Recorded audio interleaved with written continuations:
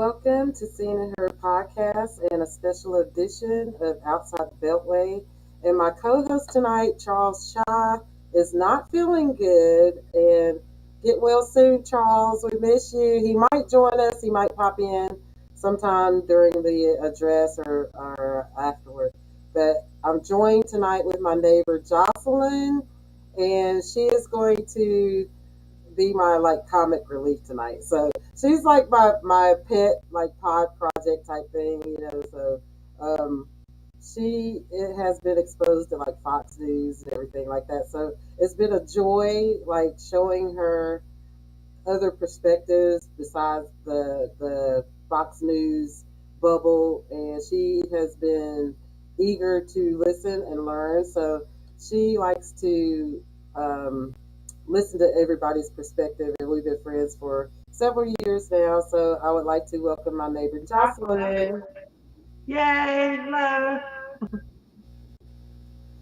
Okay, so what I'm going to do, so I was looking for our feed that we're going to be watching um, the dress on. So I think we're going to be watching it with the PBS. Let me see here.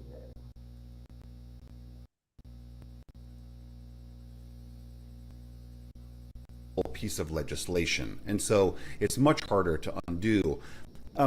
Also, and this is another interesting provision about this law, is that these subsidies will be spread all over the nation. So they will be subsidies to build manufacturing facilities and to upgrade utilities in states and cities all over the country, including a lot of red states. And so there is going to be a built-in constituency over the years as these subsidies continue, that a battery plant in Georgia or a new manufacturing facility in Michigan or in Iowa, those will now have Republican senators and congressmen who love those jobs and love those factories in their districts, and they'll want to protect them and they won't want to see them undone. Also, and this is another major part of all of this legislation, is that these subsidies are built to last for 10 years, which again sounds like not that much time, but part of the problem that we have had over the past is that subsidies that come and go from the government, they vary all the time. And so nobody can really plan a long-term financial strategy if you never know that the subsidy that you're banking on is going to disappear. This builds a very steady stream of money for a decade, which is a good for a business cycle. So those will be much more durable. Do you think President Biden will address climate change in the State of the Union or celebrate the passage of this law? I would be shocked if he didn't. This is such a historic achievement if you look at it from the perspective of the environmental community. So I think he's got a lot to brag about in this on the environment and clean energy front. I'd be surprised if he didn't. I think there's a much stronger incentive for people. They want the government to act on this. They see droughts and fires and things affecting their communities, and they know that this is a real issue. And I think polls have done a bad job of capturing that. So my sense is that he will talk about this. If I was his advisors, I'd think you have an enormous legislative victory here that has energized a certain slice of your base enormously. So I'd be very surprised if he didn't bring it up. Climate change continues to wreak havoc on so many parts of this country and costs billions of dollars every year. What are experts saying about how America is combating climate change now? That is an enormous problem facing this country. And dealing with the impacts of climate change, it's really a two-pronged approach. It's number one, dealing with the damages and the impacts that we're seeing today and that we know will continue into the future. And number two, trying to stop adding to the future damage by lowering our carbon emissions. That's what the Inflation Reduction Act tries to do, which is going forward, try to do less of the things that we know cause the worst impacts of climate change. But even if everything in this country switched to 100% renewable electricity today, we still have put so much carbon up into the atmosphere that those impacts are going to continue for decades to come, and there's really nothing we can do about a lot of that. So we just have to be preparing for that. And that's a lot of different things. That's making homes and cities and communities and states more resilient to these things so that houses can withstand a fire that sweeps through, that people use water more efficiently. We're seeing this huge fight now out in the West where a historic drought has dried up large amount of the Colorado River, which feeds 7 western states. Those states have not been able to agree on how to divvy up the remaining water.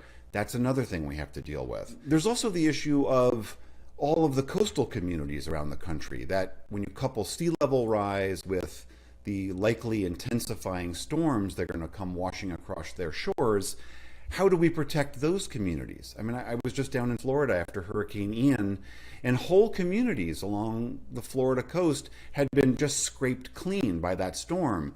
How do you rebuild those communities so that it's done equitably, that people are not forced out of their homes, but that they can withstand the next storm? So those are all the issues that are faced. Okay, so they haven't started yet, and I was looking for another feed, and C-SPAN has changed their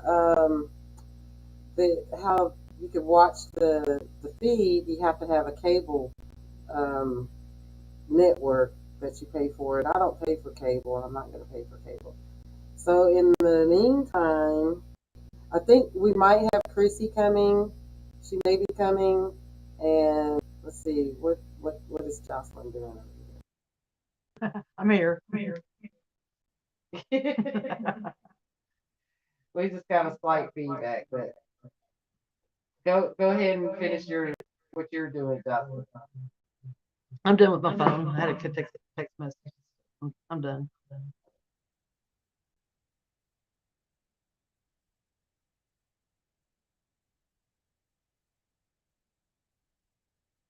Now to try to deal with this. But the issue has always been that nobody wants to spend those upfront dollars because the benefits often accrue to the next politician who's in office, the next mayor, the next governor, the next congressperson. And so biting the bullet and paying this big upfront cost so that people can commute to work easier and people can ship their goods easier. That's been a very, very tough fight. We're starting to do some of that now.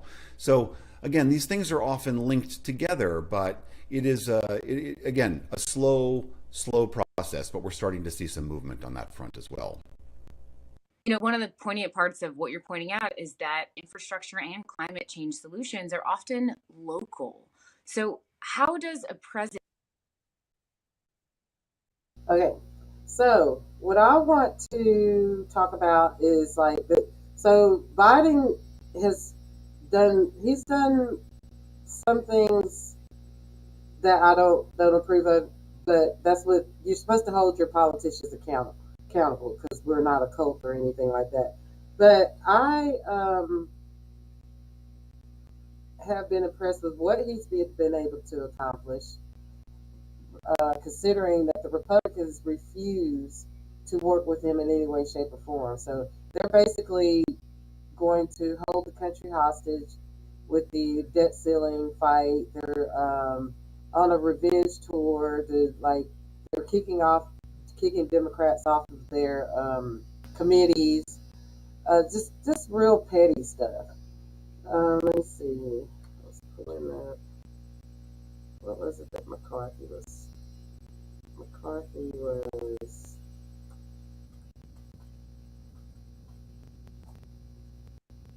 So supposedly they say that he's not going to rip up the State of the Union address like the Orange Men.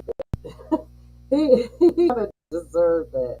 He deserved that. He just was a lot of the mess that we're in is because of him.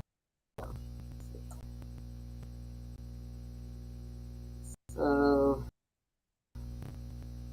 like this food, but I did alert for the White House on YouTube, so whenever I get that alert, I'll just probably go straight to the right.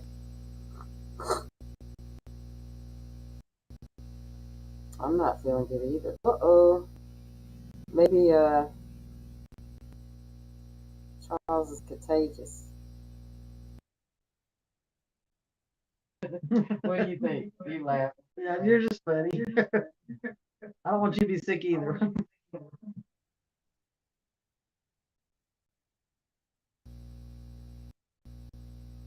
Okay, so that was trying to find this video.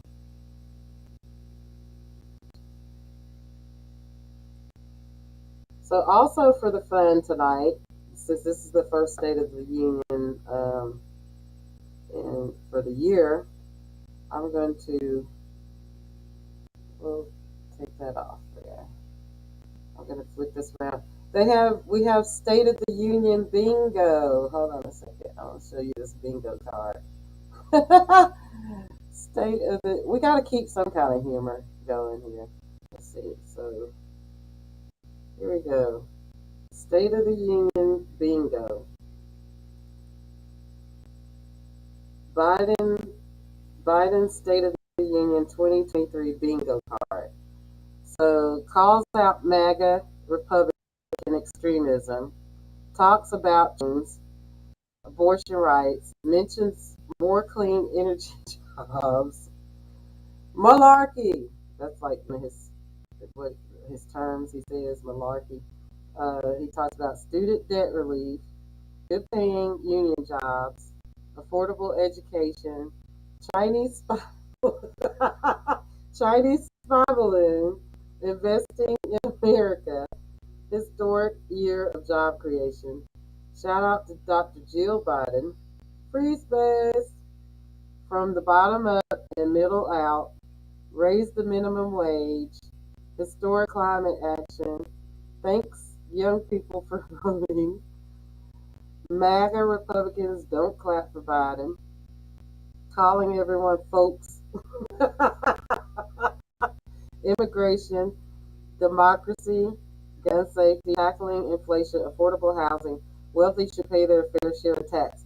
Now, we need a space on here about addressing, well, actually two spaces, addressing police brutality against the black community and reparations. So we need to add those two little squares on the box too, because that needs to be addressed.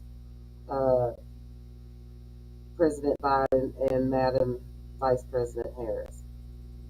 Police brutality and reparations needs to be addressed.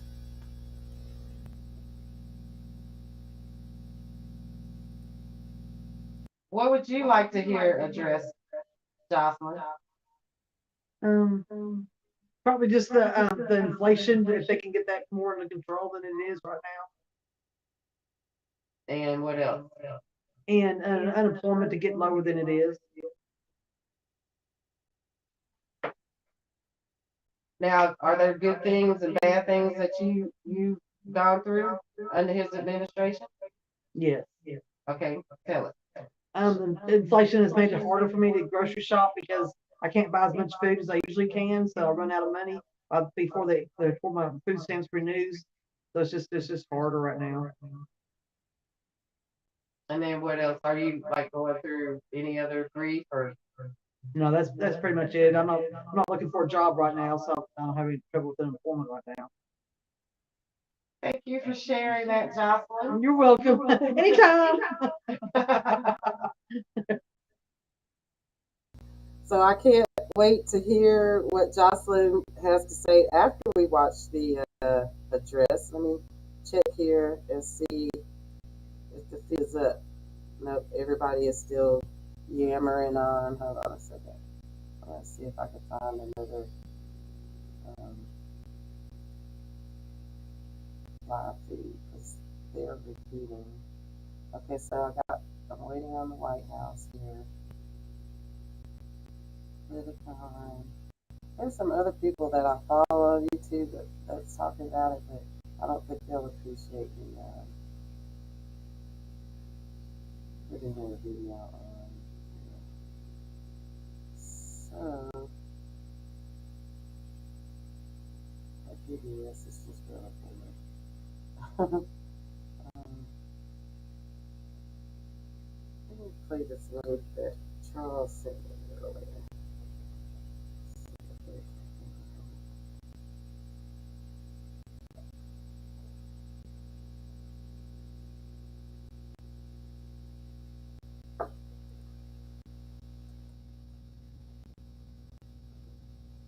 Okay, Chrissy is messaging. She may join. Yeah. Okay. She, she's like my twin. Chrissy is like one of my best friends. She's so funny. She tickles me. So she may join us. And let's see. I'm trying to find. Oh, this is really weird.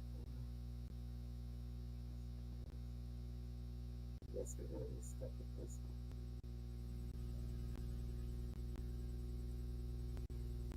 Temporarily, we're gonna be stuck with this one until I find another feed. So I'm gonna flip this around and we're gonna continue with the PBS feed until I find the feed that I was looking for. So and the way we consume information. But this is a small sector overall. And in fact, these layoffs have not been huge.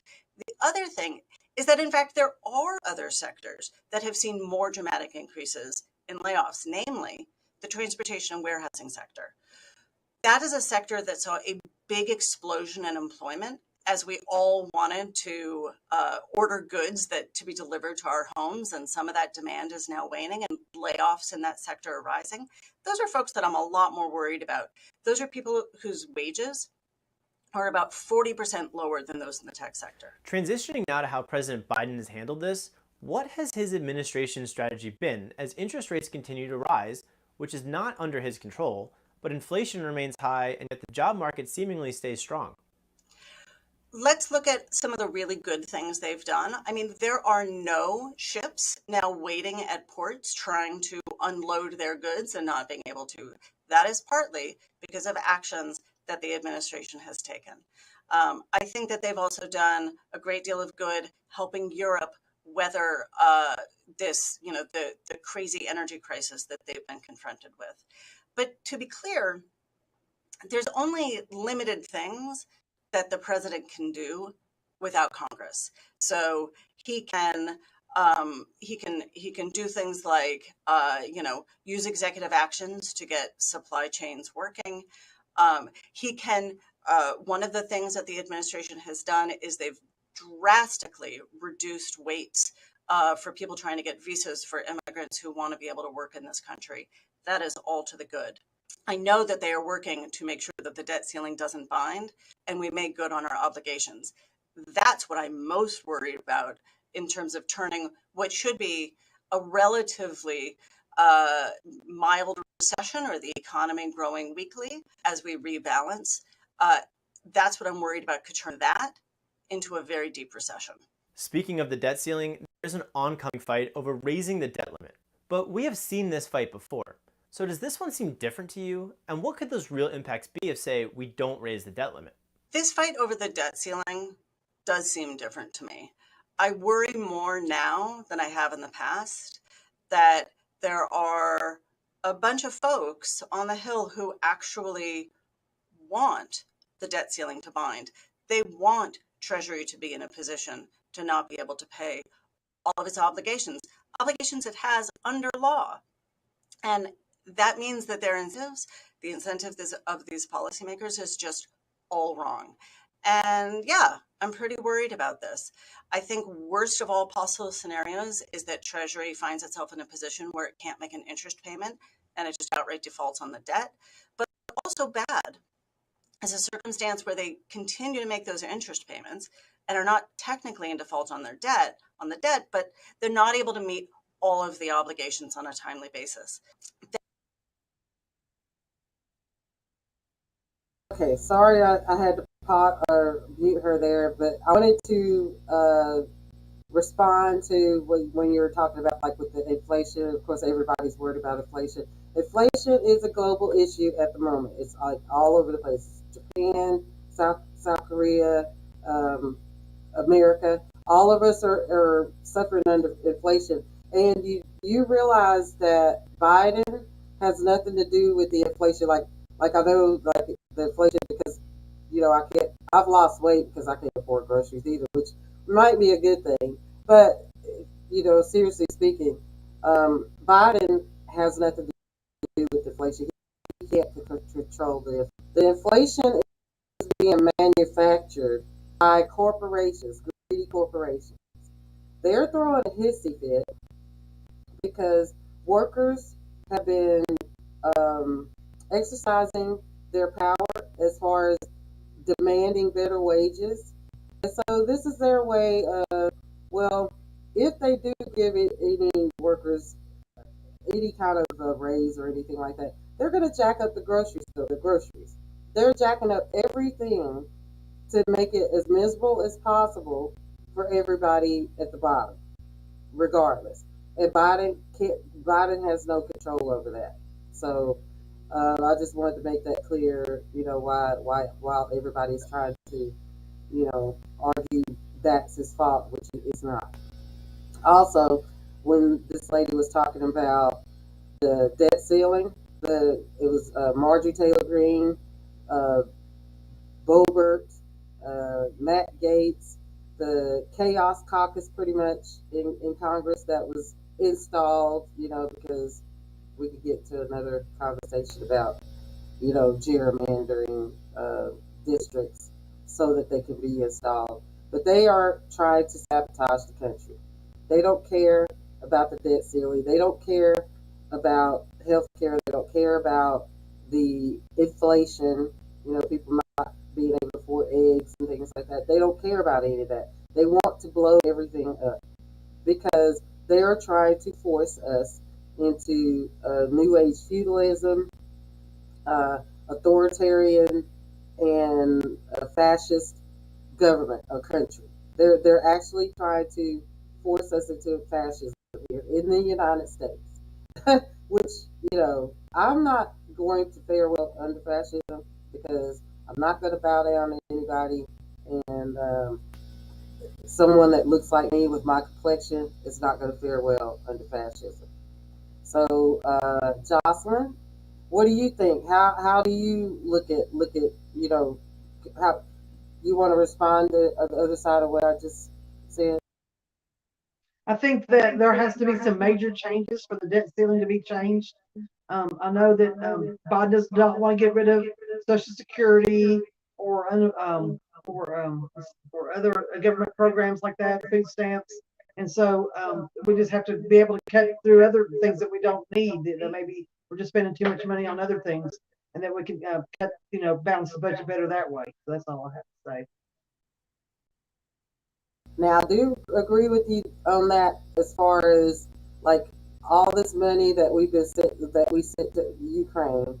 That was atrocious. All this back to back money going to Ukraine. Okay, I still am not understanding all that.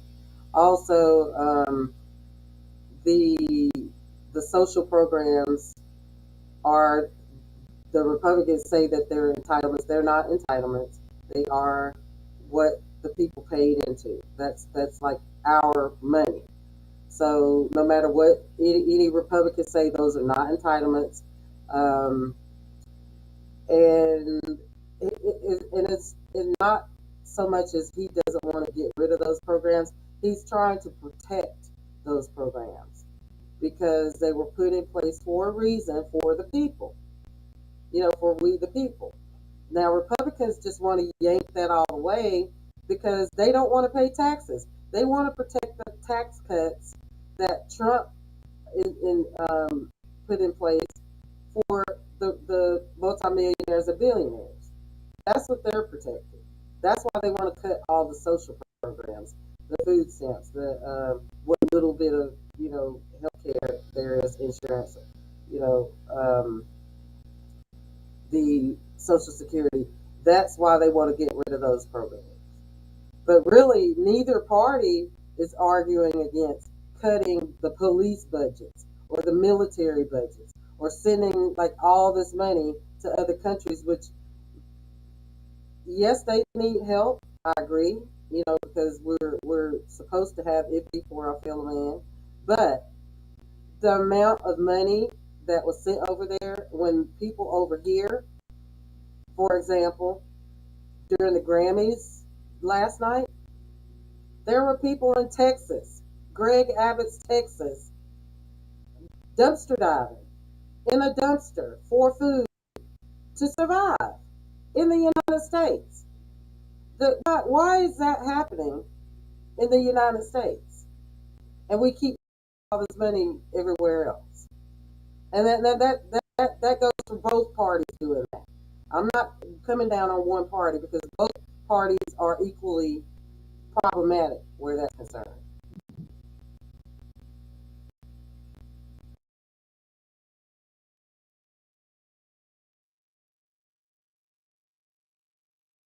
Are not saying that the U.S. should not support Ukraine. Quite the opposite. Mike McFaul, the chairman of the House Foreign Affairs Committee, wants the U.S. to do even more. What they are saying instead is that there needs to be more oversight.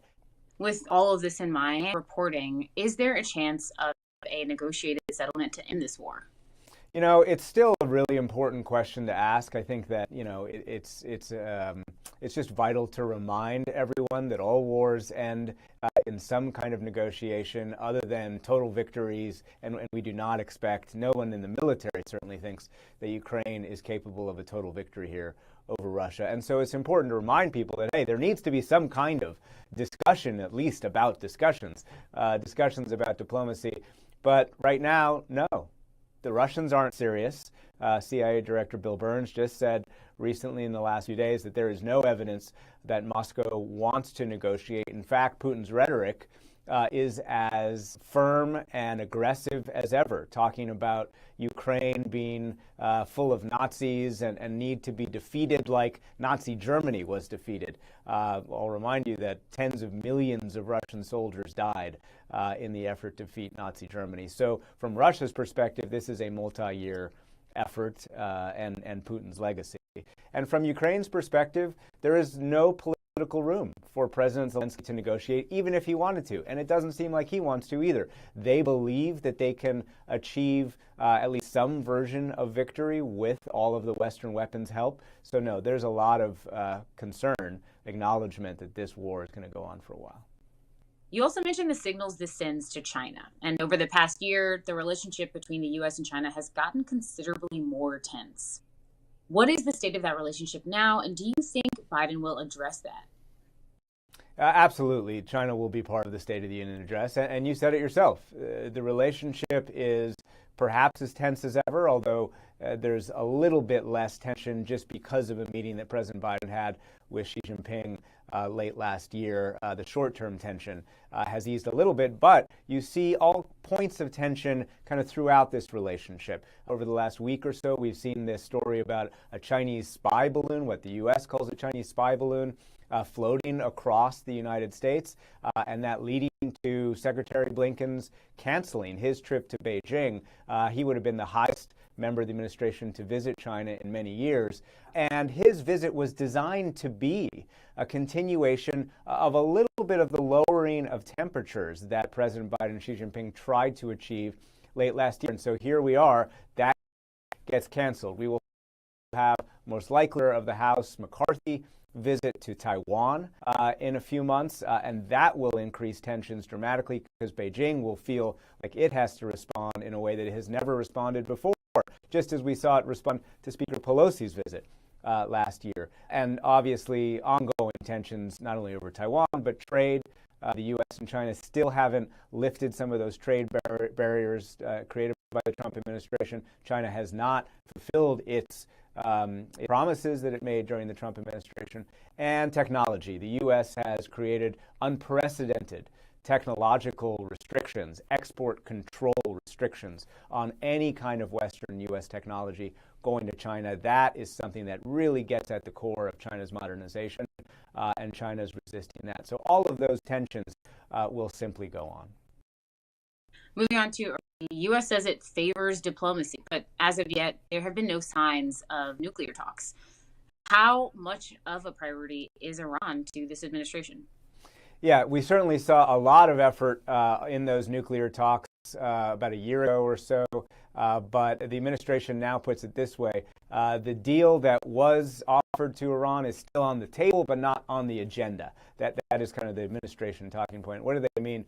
They mean that the agenda has been dominated by Iran's crackdown within its own country and now support for Russia and the war in Ukraine. So the crackdown in Iran is going on many months now, and in some ways unprecedented in the sense that it combines different aspects of society, students, union workers, and different parts of the country, including some conservative parts of the country that has traditionally supported the regime. And so the U.S. has been very overt in supporting rhetorically those demonstrators, but also trying to do things like making sure that they have internet access as well. And that is actually a contrast to what this same team did when they were in charge during the Obama administration.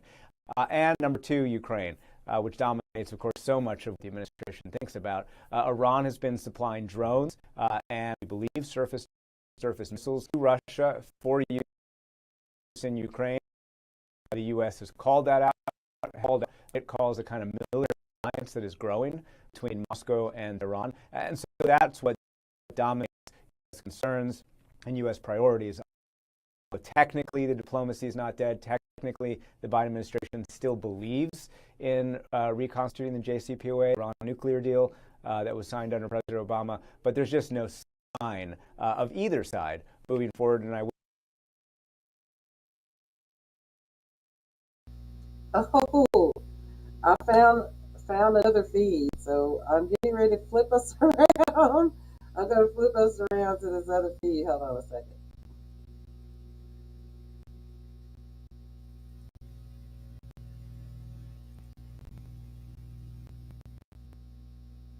Politics?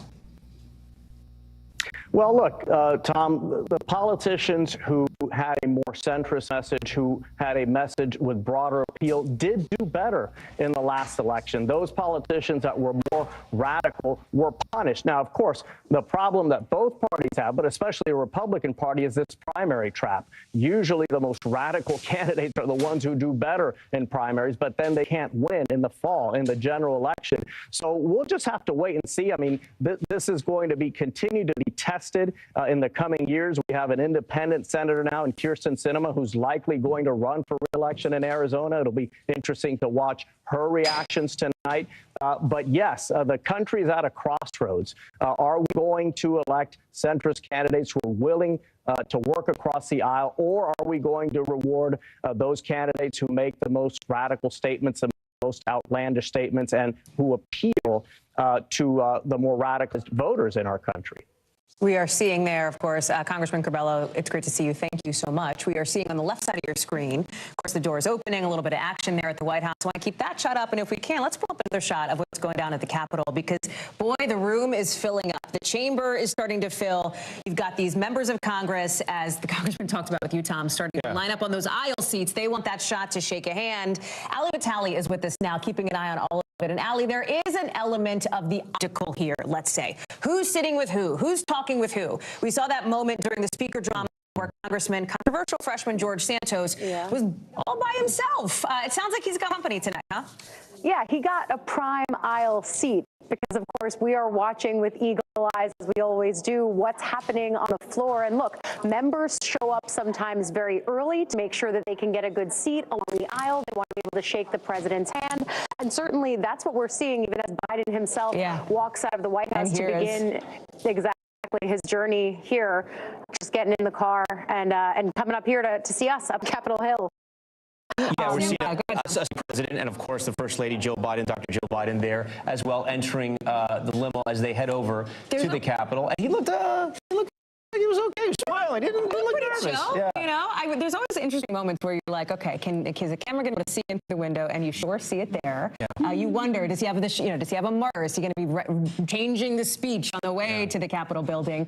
Some of that intrigue that we're talking about a little bit as he takes what is going to be a very quick ride down Pennsylvania Avenue and arrive at the Capitol. There's a lot of choreography involved in this, right? Timing, et cetera, when it comes to an event like this. And a lot of security, too, Tom. You know, here in D.C., there's fencing all up around the Capitol now that comes up this time of year. And there's always a security guard outside the Hallie Jackson estate, right, just to make sure things are okay there. No one's trying to get in. I do have some important reporting, though. I spoke with Ben Crumb today, who's the attorney representing Tyree Nichols' family, and the parents friends of Tyree Nichols had dinner with the First Lady at the White House. And yeah, tonight. And they were, and I asked them, I said, do they understand sort of all the machinations on police reform as far as why nothing has happened? And they said they do. They met with the members of the Congressional Black Caucus, and that they were going to tell the First Lady, they were going to tell the members of Congress they met that they just want some meaning reform. They don't want Tyree Nichols to have died, their son to have died in the hands of police officers for no reason, for this just to go on, just like what happened after George Floyd. Everyone gets together, everyone wants change, and then things just stall. I was speaking with Congressman Cori Bush from Missouri today, and Michael Brown Sr., of course, the father of Michael Brown Jr., who was killed in 2014 in Ferguson, Missouri. And members will be wearing, some of them, pins that say 1870, a nod to the first year that a black person was killed by the police. And so the highlight, like that is going to be a visual moment here as they look to highlight this issue. As you see, this is the motorcade going down. A lot of cars, a lot of security. Obviously, the White House press pool, the reporters traveling with the president are in there. And some who know that press pool well are joining us here in studio. We've got Eugene Scott, senior politics reporter at Axios, Tara Palmieri, senior political correspondent for Puck, and Annie Carney, a congressional correspondent for the New York Times. And Annie, given that this is your beat, hat tip and a nod to you first. Walk us through, as we're looking at these moments here, the way that you see the president incorporating what Tom is talking about as it relates to police reform and these other issues that are important to him. He's going there, you know, he wants to talk about police reform. He wants to talk about abortion rights, a woman's right to choose. He wants to talk about passing an assault weapons ban. In addition to talking about the economy and growing strengths of what he's done so far, he wants to talk about how he hasn't forgotten about these big, important things he wants to do. The problem is that all three of those things I just mentioned are complete non-starters in this divided Congress. An assault weapons ban couldn't happen in the last Congress when Democrats controlled the House and the Senate.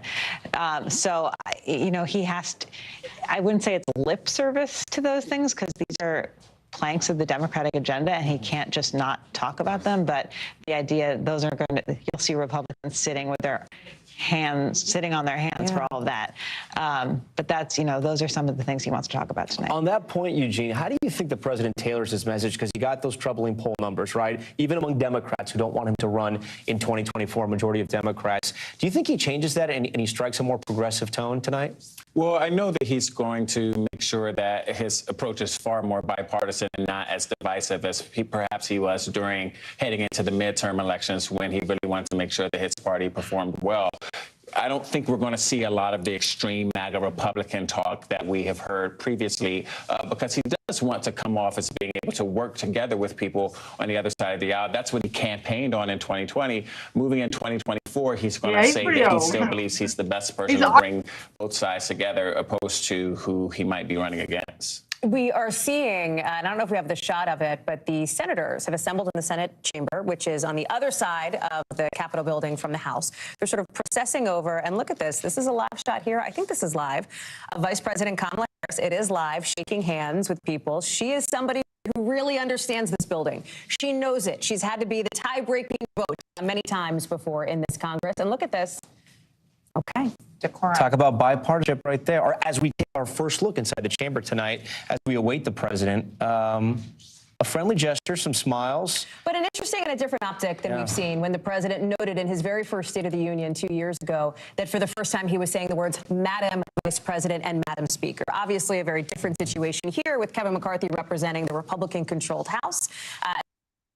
We are seeing now some of the senators walking in. They head over from the Senate chamber. I don't know if Ali Vitale is still here with us, but Tara, let me go to you because, we're seeing the dynamics at play as the president is making his way towards the building. Right, and you're seeing the pins that people are wearing, right? I see a lot of pins in support of Ukraine. That's Amy Klobuchar wearing one. That's obviously support for Ukraine aid is a central issue that Joe Biden is going to be fighting for. And it's not surprising to see people from his own party, Democrats, unified behind him on that. And that's something that the GOP is split on. Many members are not sure whether to support more aid for Ukraine. And some, like Mitch McConnell, say that that's very important to protect American dominance. Sarah, hold on. I just want to pause. It looks like Senator Romney and George Santos just had some words, and it did not look like they were good words there. Looks like Romney told him something as they were walking by. We obviously can't read lips, but we can read body language. It did not look like it was good, and Santos keeps sort of looking back over at Romney. Love to know what he said. Garrett Hake is in the chamber for us right now. Now, Representative Santos, even though he is a pariah in the Republican Party right now because of all the lines he won his election, Garrett, who's surrounding Santos right now? Because it looks like some people are standing with him. Well, interesting. Santos is one of the first members to get into the chamber, and he staked that seat right there on the aisle. I mean, his will be one of the first faces that Joe Biden sees when he comes into the chamber a bit later on. He's sitting with other members with whom he's kind of allied himself in recent weeks.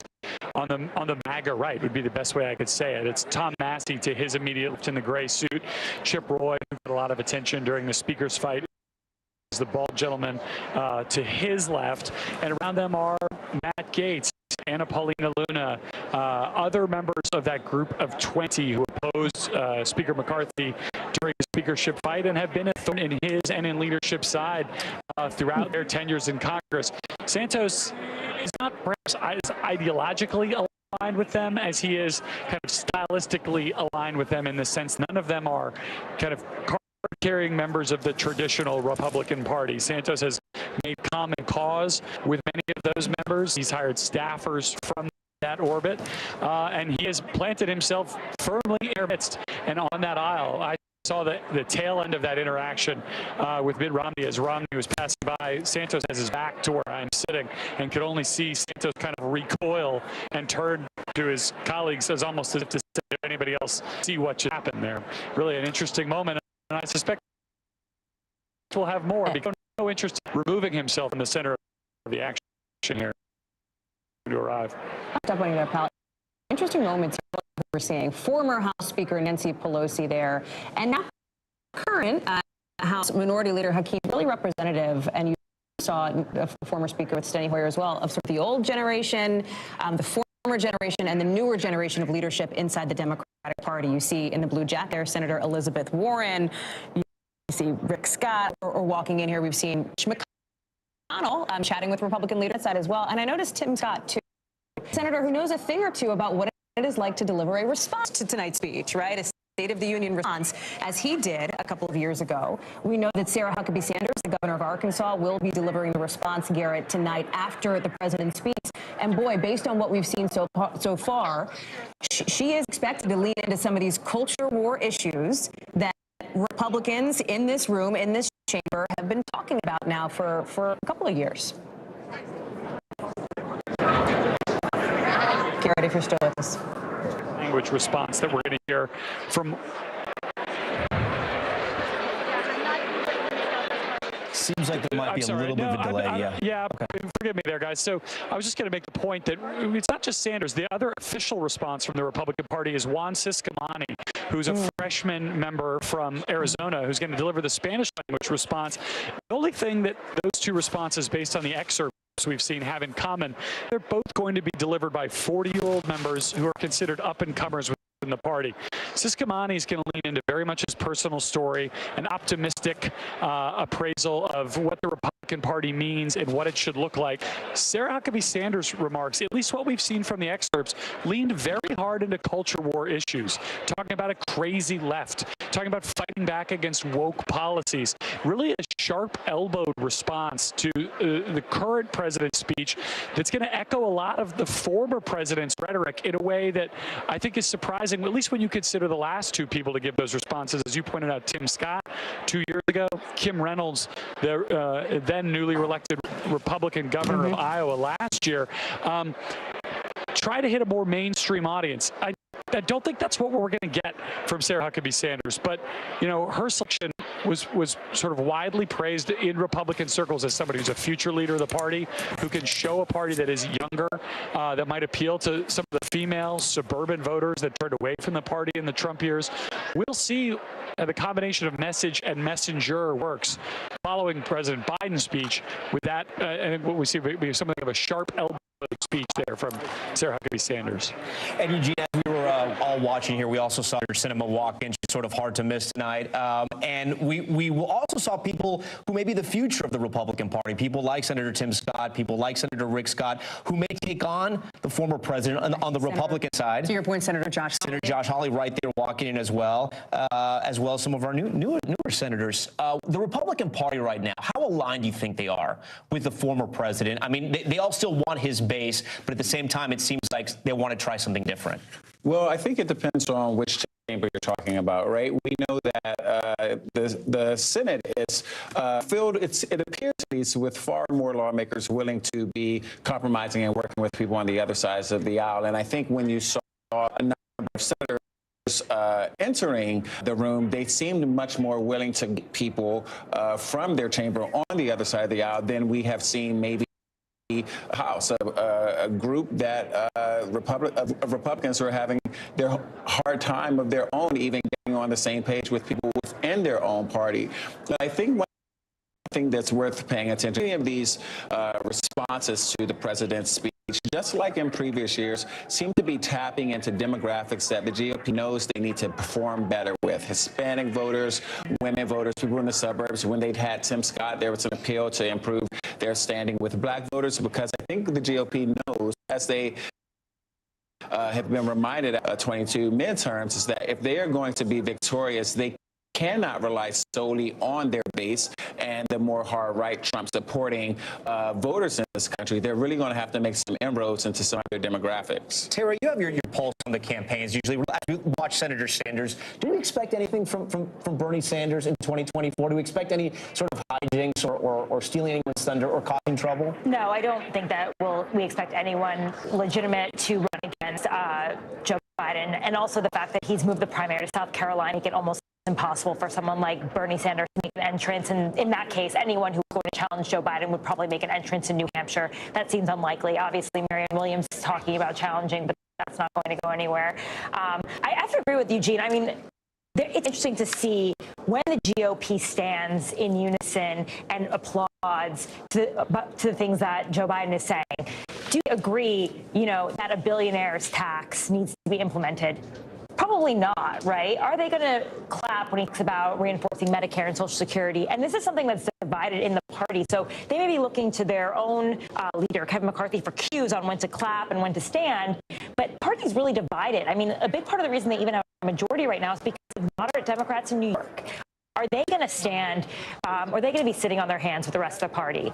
So I think it's going to be interesting to see how Republicans react to some things that are just universally popular or popular with parts of the Republican Party and not with others. A double take because you just thought you saw Bono in the chamber. You're correct. He's there. He's there as an invited guest of the president and first lady. And we've heard from the president on his way in. He was asked by members of the pool who were traveling with him how he's feeling. He's feeling good.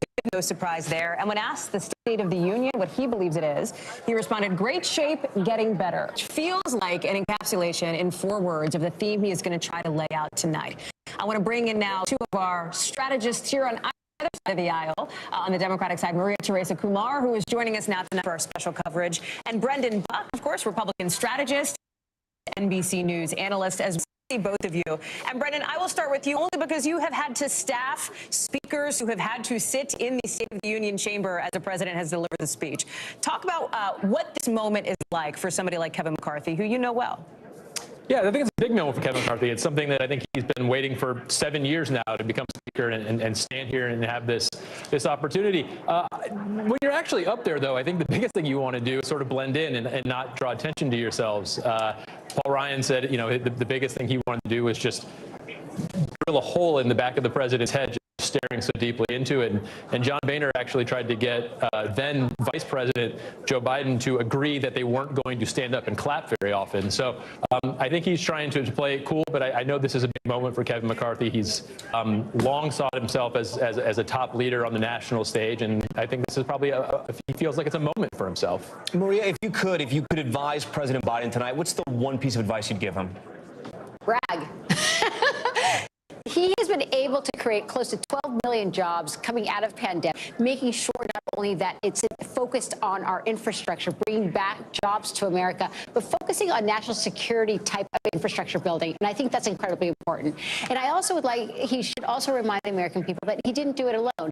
When he became president, he promised that he was going to do it in a bipartisan manner. And he's done it for the most part. And recognizing that while it has not been easy, he's been able to accomplish the majority of the things that he needed to do.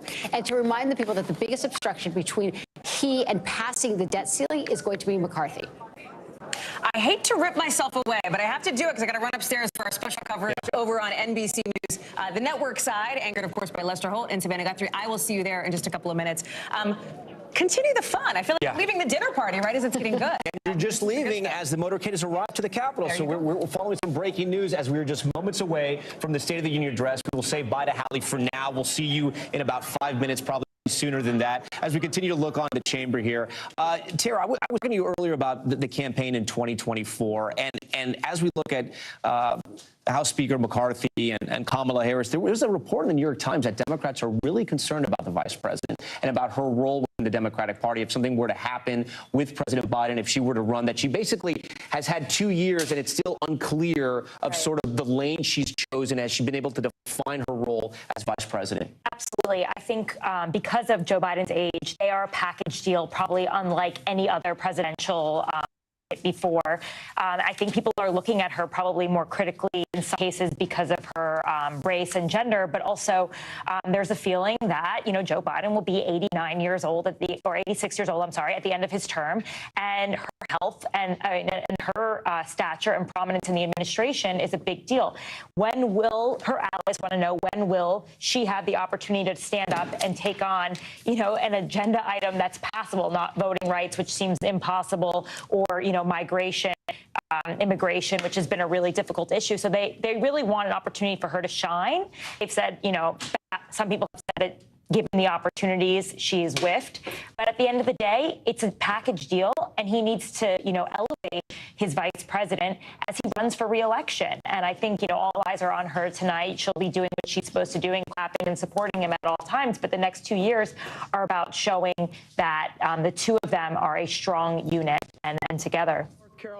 Annie, and just real quick with you, what are you hearing from your sources on Capitol about all of this and whether Joe Biden will run in 2024 and if the party's behind him? Oh, I think that a lot of people are looking at this speech as a precursor to his announcement, which is going to come in the spring. And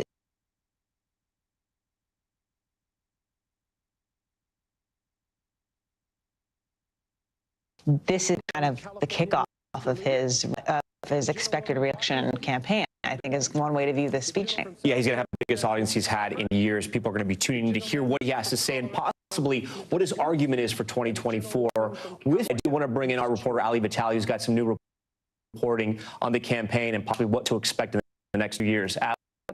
Yeah, Tom, of course, as we're waiting for Biden to make his own decision, there are machinations happening on the Democratic side of people just trying to keep their options open, because we're watching Republicans start to amass a pretty sizable field. At least next week, officially, we'll see Nikki Haley jump in, become Trump's first official challenger. We're also going to see Senator Tim Scott on a listening tour through all important states of Iowa, New Hampshire.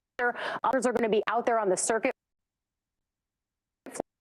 Widely seen as challenger to Trump is going to be going to Republican Party events, specifically in Alabama and Texas over the course of a few weeks. He's got a tell, which is that he's got a book coming out at the end of February. All of us, I think, know that that's usually of someone who's trying to make their national aspirations known, at least in page-by-page form.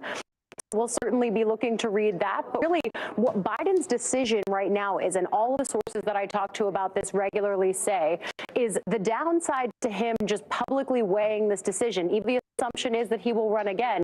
The downside is that if for some reason he decides he won't, it freezes everyone else in place until then. There are several people in his cabinet. I know we often talk about Vice President Kamala Harris. I wrote about her in my book as someone who could make history and certainly has already made history with her place here, including Pete Buttigieg and then several senators and governors who have operations in the presidential space and can't make any moves as long as Biden is still squarely at the center of all of this. And so he is really the linchpin, as most presidents are as incumbents, to the 2024 cycle. But I think one of the other things that I'll be looking for in this chamber is McCarthy this morning warned his members, the mics are hot, the cameras are on, which is effectively a way of saying, hey, he's trying to project that he is a rational voice here, especially going into these debt ceiling negotiations. He and Biden have done a lot to try to establish that they respect each other, that they will be the adults in the room. home. McCarthy warning his conference like that is really saying, I don't want any distractions here. So watching him with Vice President Kamala Harris,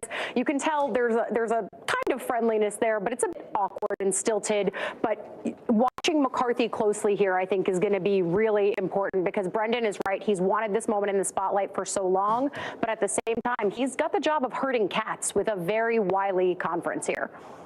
Our Ali Vitali for us as we watch the chamber almost completely full at this point. Andrea Mitchell, our chief White House correspondent, and our chief of chief correspondents, as I said earlier. Andrea, you know the Bidens well, you know Joe Biden well, and you've covered a lot of presidents. Do you think the president has what it takes now to get 2 more years done in the White House, push whatever he has left through the legislative session, and then from there run for president again in a traditional format, not like what we had in 2020, which was sort of abbreviated and you could campaign from home and over Zoom? I think it's going to be very challenging, and I think a lot of Democrats had that concern. But with the recent legislative victories in the last part of this past year, I think that he has got this momentum going in. The voters still are concerned about it. We know that from the polls, and a lot of people think that the age is a factor. But who else would there be? It doesn't seem as though there are any challengers, as we've been pointing out.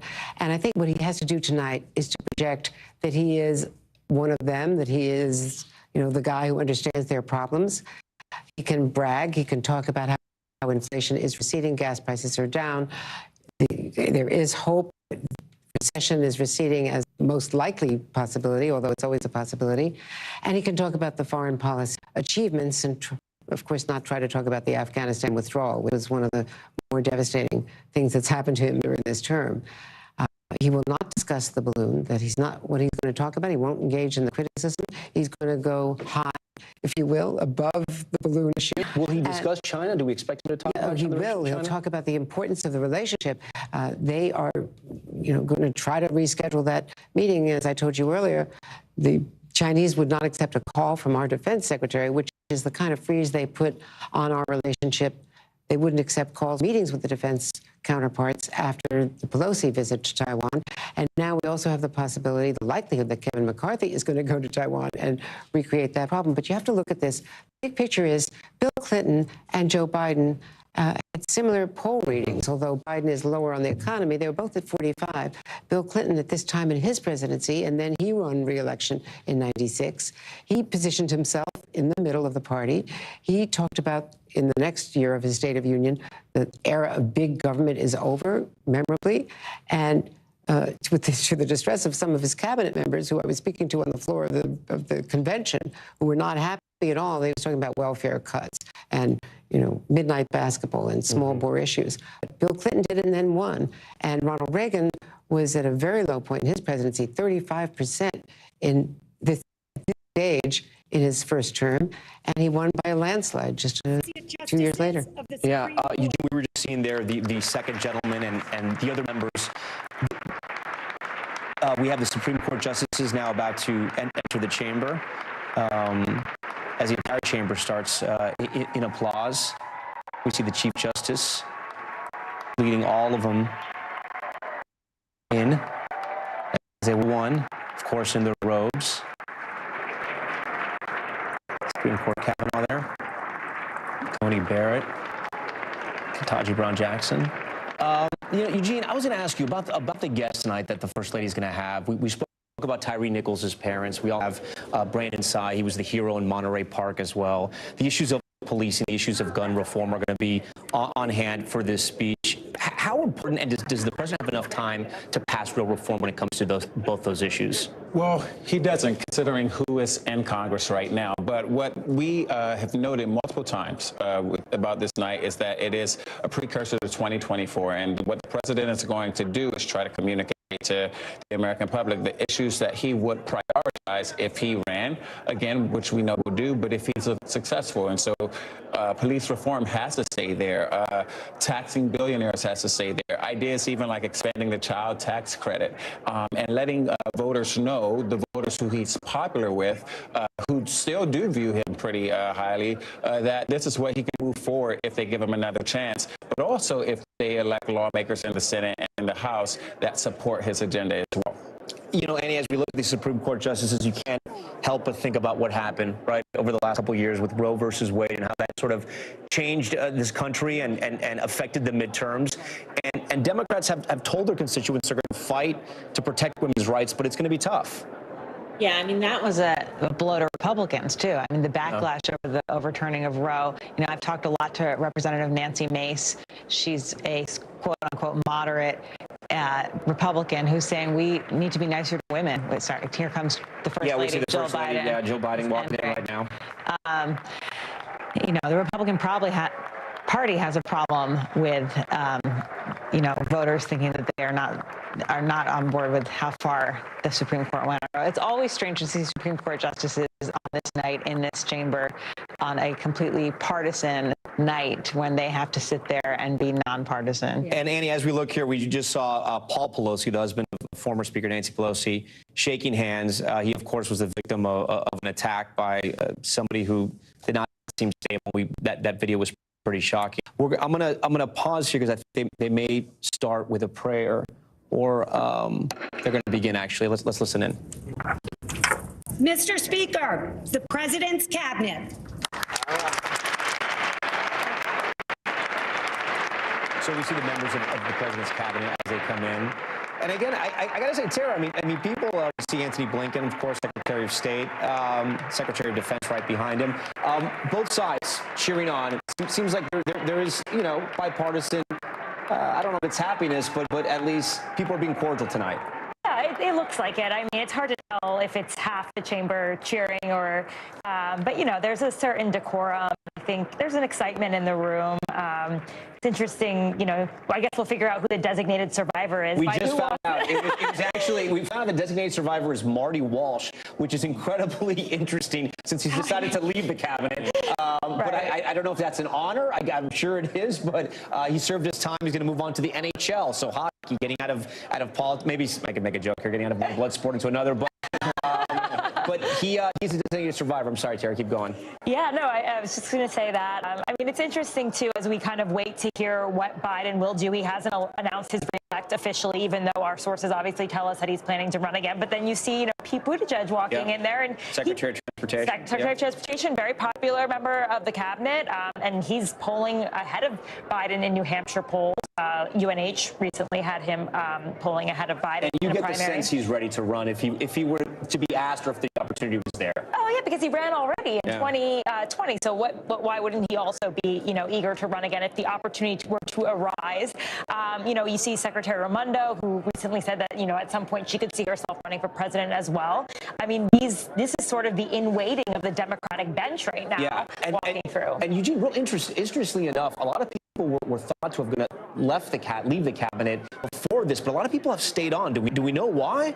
Well, I think the thought has been from the White House that this administration got some key legislation passed these first 2 years, and these next 2 years are going to be spent trying to implement them. And so having a team that is stable and consistent and knows the vision of the White House will increase the likelihood of this being carried out. While this certainly has been somewhat record-setting, I think people are also comparing this stability to the Trump administration, where we see people leaving at much higher rates. Coming in and out, Yes, and that was not the norm, even though it was very common. And so it'll be interesting to see not only how long will these cabinet members remain, but who could some of the new individuals be that could replace those who leave. Eugene, Annie, Tara, Brendan, Marie, I see you guys over there as well. Thank you so much for all of your insight tonight. We want to thank all of our panelists and reporters throughout the night. Our special coverage continues now with an NBC News special report.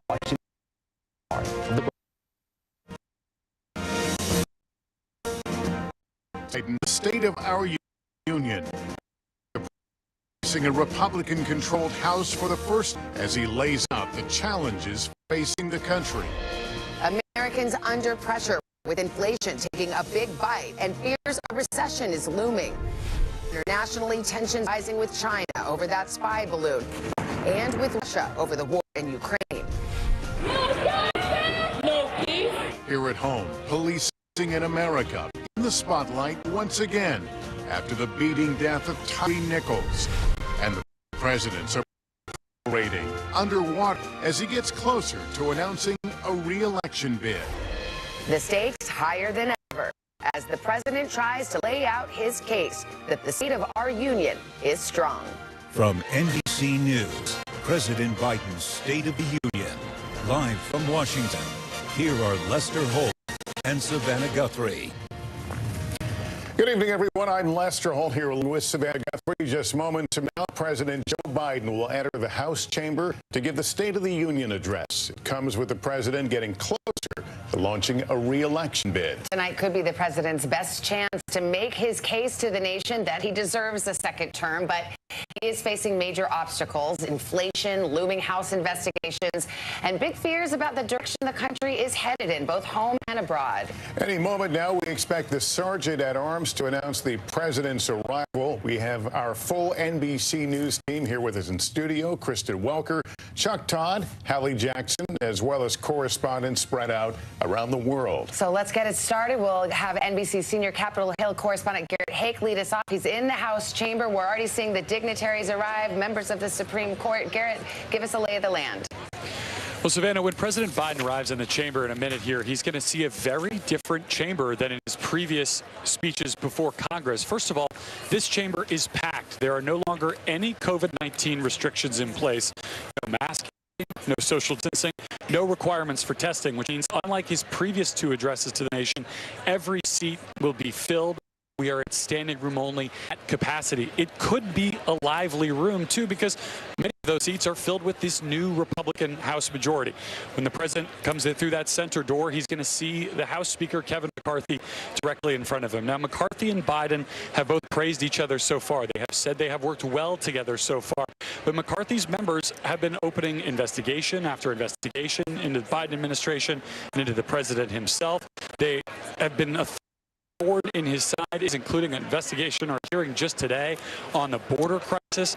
There's really only one area of major agreement that they've even discussed, and that's the idea of confronting China more strongly, which has taken a back seat after the issue with the balloon over the last couple of weeks. So it could be a difficult room for President Biden. The good news, though, Speaker McCarthy warned his members this morning not to cause any kind of scene, that the lights are on, the cameras and mics are hot. He does not want to see any distractions today.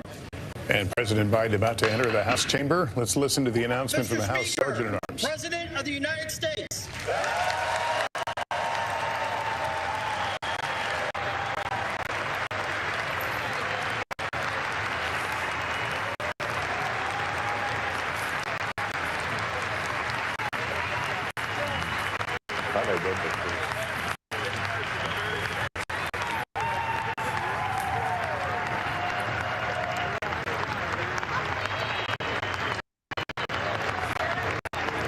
President making his way into the chamber is being greeted all smiles right now. We'll see what it looks like at the end. But President on time, and we normally about 10 minutes of what you're seeing right now, greetings before we expect him to take the podium and begin his remarks. A lot of pressing of the flesh.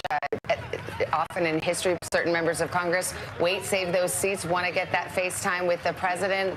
As Garrett mentioned, this is a different chamber he's facing. The first time he'll address divided government as president of the United States. Members of the cabinet are there, members of the Supreme Court, and we'll see some of those officials as the president makes his way to the podium. We want to turn to Peter Alexander, our White House correspondent, who has been talking to officials about what we can expect from this State of the Union. Hi, Peter.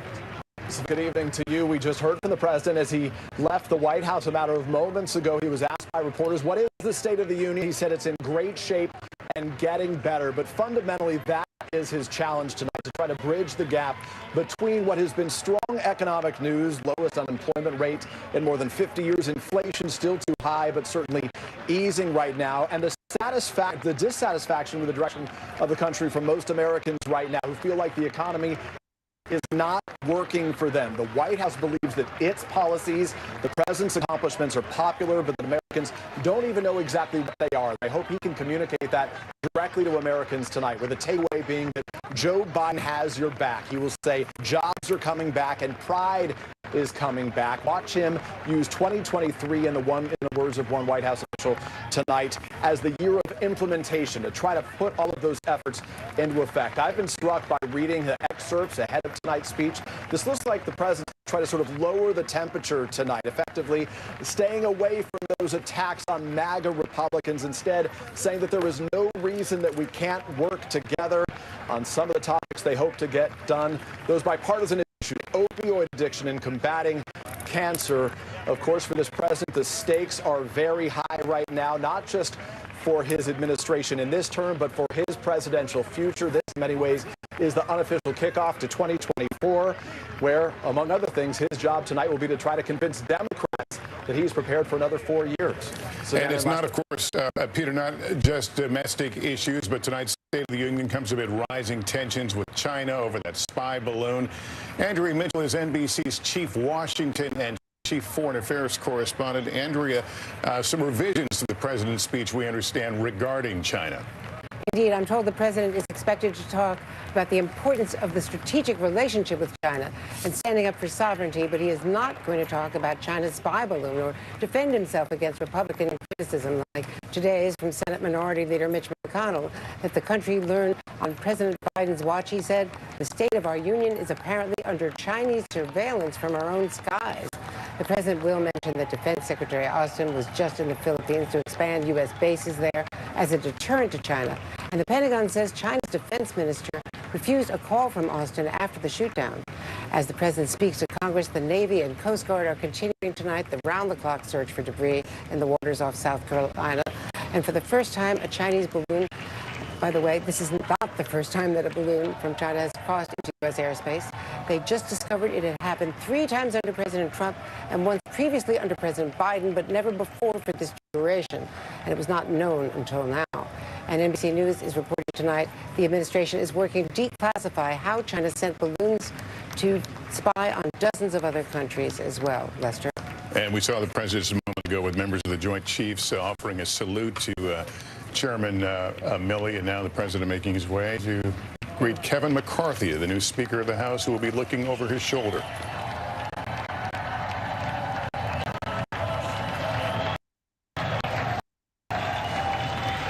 And Chuck Todd, reading the themes of this speech, this idea of unfinished business, this reads like the beginning of the 2024 campaign for this president.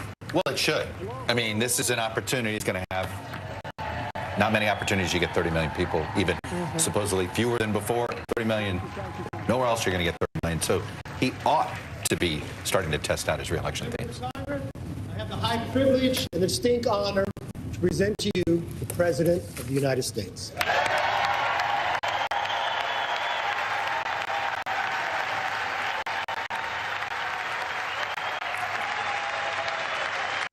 Mr. Speaker. Thank you. You can smile. But they've all but said he's running. You would assume that how he's going to talk about what he did in those first 2 years, if it's all about implementation, well, that sounds like a real act. Mr. Speaker, Madam Vice President, our First Lady and Second Gentleman, good to see you guys up there. Members of Congress.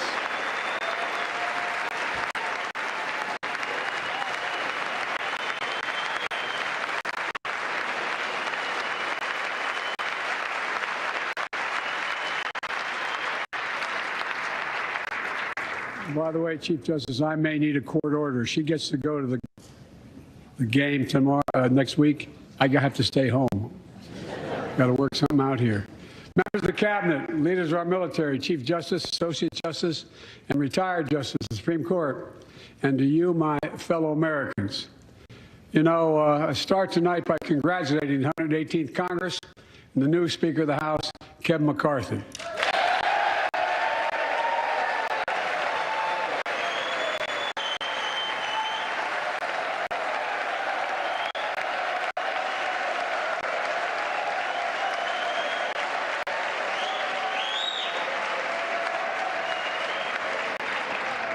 Speaker, I don't want to ruin your reputation, but I look forward to working with you. And I want to congratulate the new leader of the House Democrats, the first African-American minority leader in history, Hakeem Jeffries.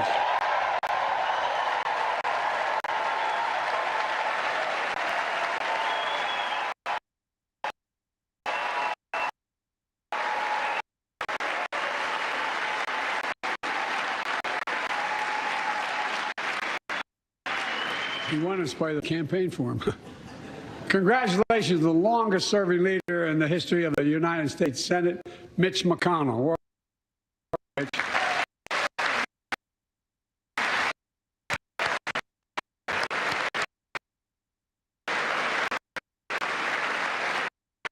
Congratulations, Chuck Schumer, another, another term as Senate minority. I think you. This time you have a slightly bigger majority, Mr. Leader. You're the majority leader. About that much bigger? Yeah. Well, I tell you what. I want to give special recognition to someone who I think is going to be considered the greatest speaker in the history of the House of Representatives, Nancy Pelosi.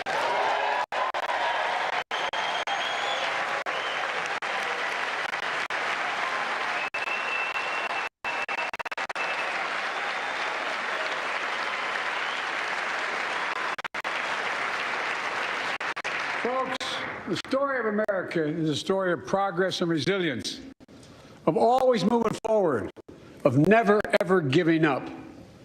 It's a story unique among all nations. We're the only country that has emerged from every crisis we've ever entered stronger than we got into it. Look, folks, that's what we're doing again. 2 years ago, the economy was reeling. I stand here tonight after we've created, with the help of many people in this room, 12 million new jobs, more jobs created in 2 years than any president's created in 4 years, because of you all, because of the American people. 2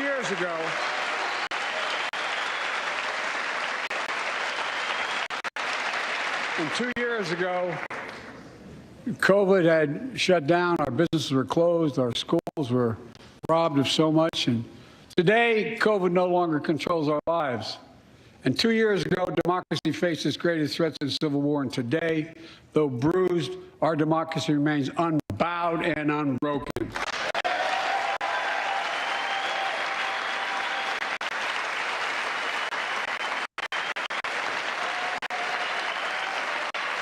As we gather here tonight, we're ready to next chapter in the great American story, a story of progress and resilience. When world leaders ask me to define America, and they do, believe it or not, I can define it in one word, and I mean this: possibilities. We think anything is beyond our capacity. Everything is a possibility. You know, we're often told that Democrats and Republicans can't work together. But over the past 2 years, we proved the cynics and naysayers wrong. Yes, we disagreed plenty. And yes, there were times when Democrats went alone. But time and again, Democrats and Republicans came together to defend a stronger and safer Europe. It came together to pass once in a generation infrastructure law, building bridges connecting our nation and our people. We came together to pass the most significant law ever, helping victims exposed to toxic burn pits. And in fact,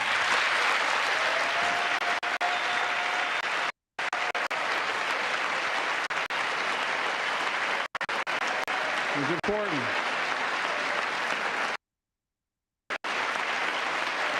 And in fact, I signed over 300 bipartisan pieces of legislation since becoming president, from reauthorizing the Violence Against Women Act, the Electoral Count Reform Act, the Respect for Marriage Act that protects the right to marry the person you love. And to my Republican friends, if we could work together the last Congress, there's no reason we can't work together and find consensus on important things in this Congress as well. I think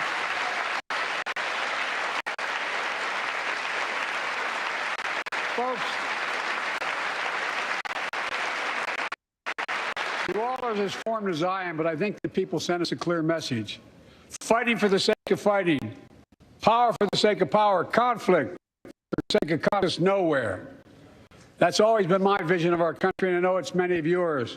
To restore the soul of this nation, to rebuild the backbone of America, America's middle class, and to unite the country. We've been sent here to finish the job, in my view. For decades, the middle class has been hollowed out in not one administration for a long time. Too many good-paying manufacturing jobs moved overseas. Factories closed down. Once thriving cities and towns that many of you represent became shadows of what they used to be. And along the way, something else we lost: pride, our sense of self-worth. I ran for president to fundamentally change things, to make sure our economy works for everyone, so we can all feel that pride in what we do. To build an economy from the bottom up and the middle out, not from the top down. Because when the middle class does well, the poor have a ladder up, and the wealthy still do very well. We all do well.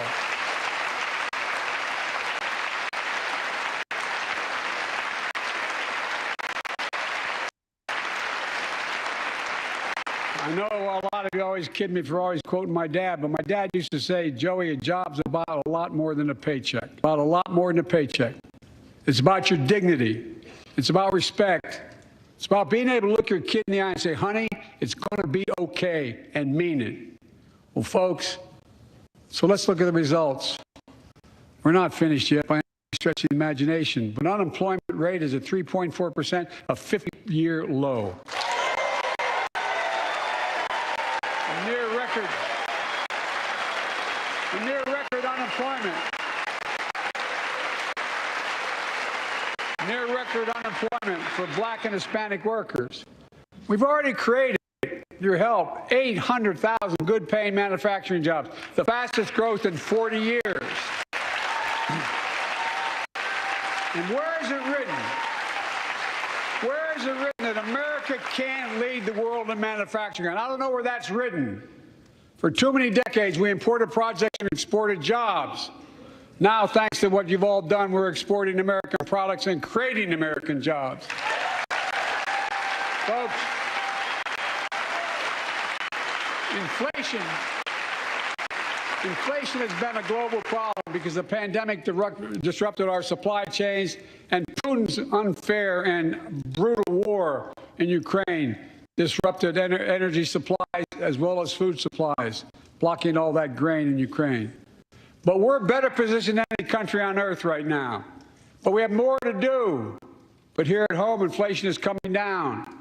Here at home, gas prices dollar from their peak. Food inflation is coming down, not fast enough, but coming down. Inflation has fallen every month for the last 6 months, while take-home pay has gone up. Additionally, over the last 2 years, a record 10 million Americans applied to start new businesses. 10 million. And by the way, every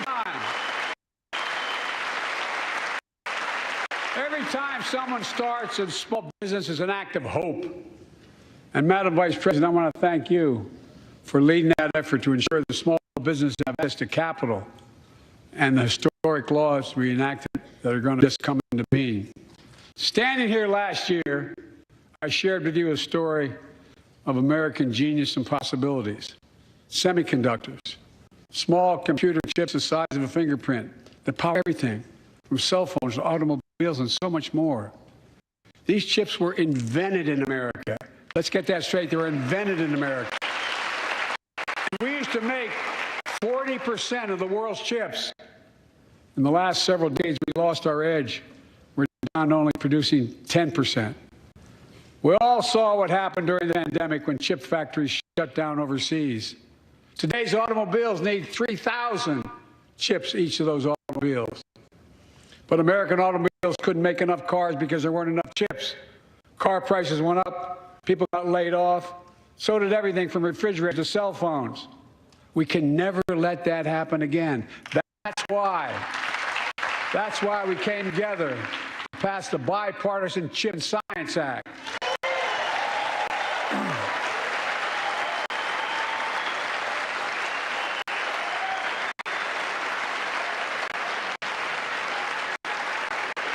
Folks,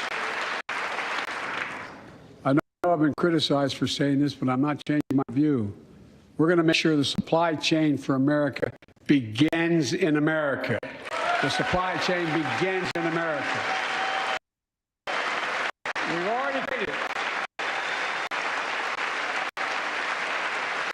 We've already created 800,000 new manufacturing jobs without this law, before the law kicks in. With this new law, we're going to create hundreds of thousands of new jobs across the country. And I mean all across the country, throughout not just the coast, but through the middle of the country as well. That's going to come from companies that have announced more than $300 billion in investment in American manufacturing over the next few years. Outside of Columbus, Ohio, Intel is building semiconductor factories on 1,000 acres, literally a field of dreams. It's going to create 10,000 jobs, that one investment, 7,000 construction jobs, 3,000 jobs in those factories once they're finished. They call them factories. Jobs paying an average of $130,000 a year, and many do not require a college degree.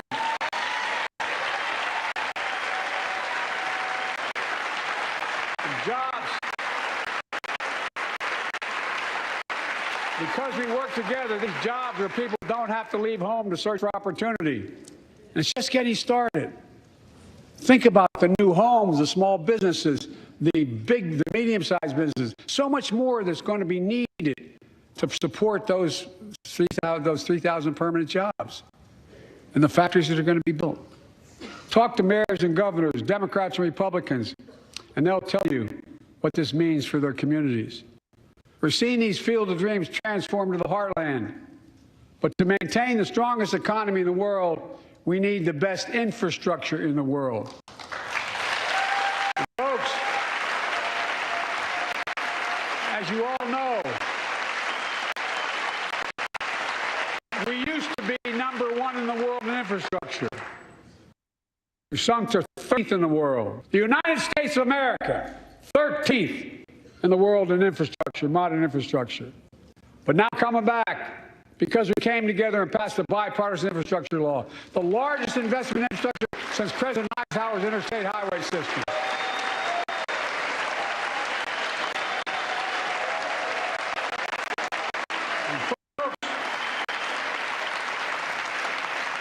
Already we've funded over 20,000 projects, including major airports from Boston to Atlanta to Portland.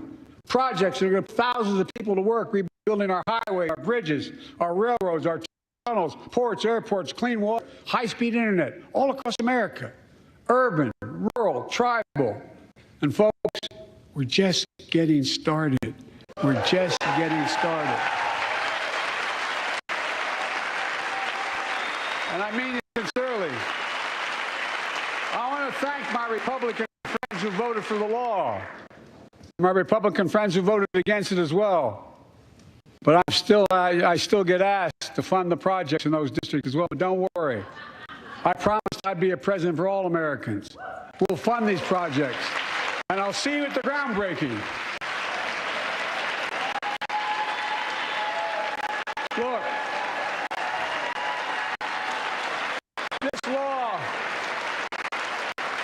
this law will further unite all of America.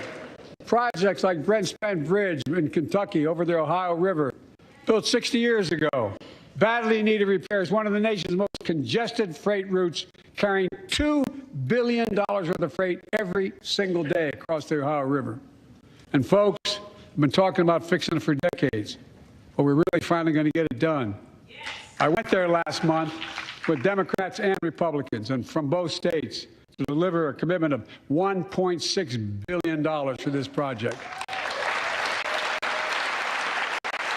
And while I was there, I met a young woman named Sarah, who's here tonight. I don't know where Sarah is. Is she up in the box? I don't know. Sarah, how are you? Well, Sarah, for 30 years, I learned, she told me she'd been a proud member of the Iron Workers Local 44, known as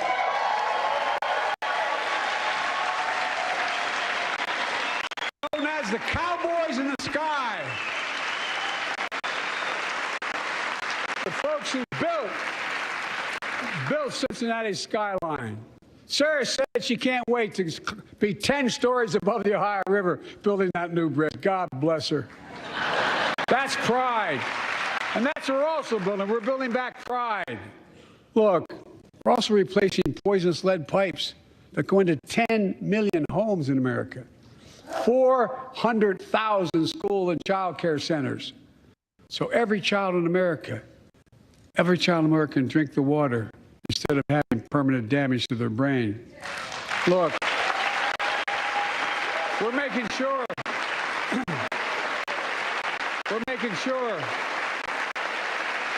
that every community in America has access to affordable high-speed internet.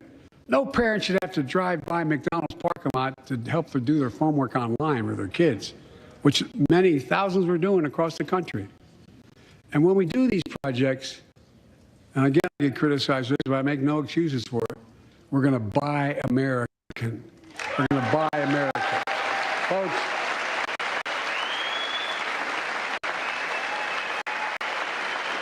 and it's totally consistent with international trade rules. Buy America has been the law since 1933.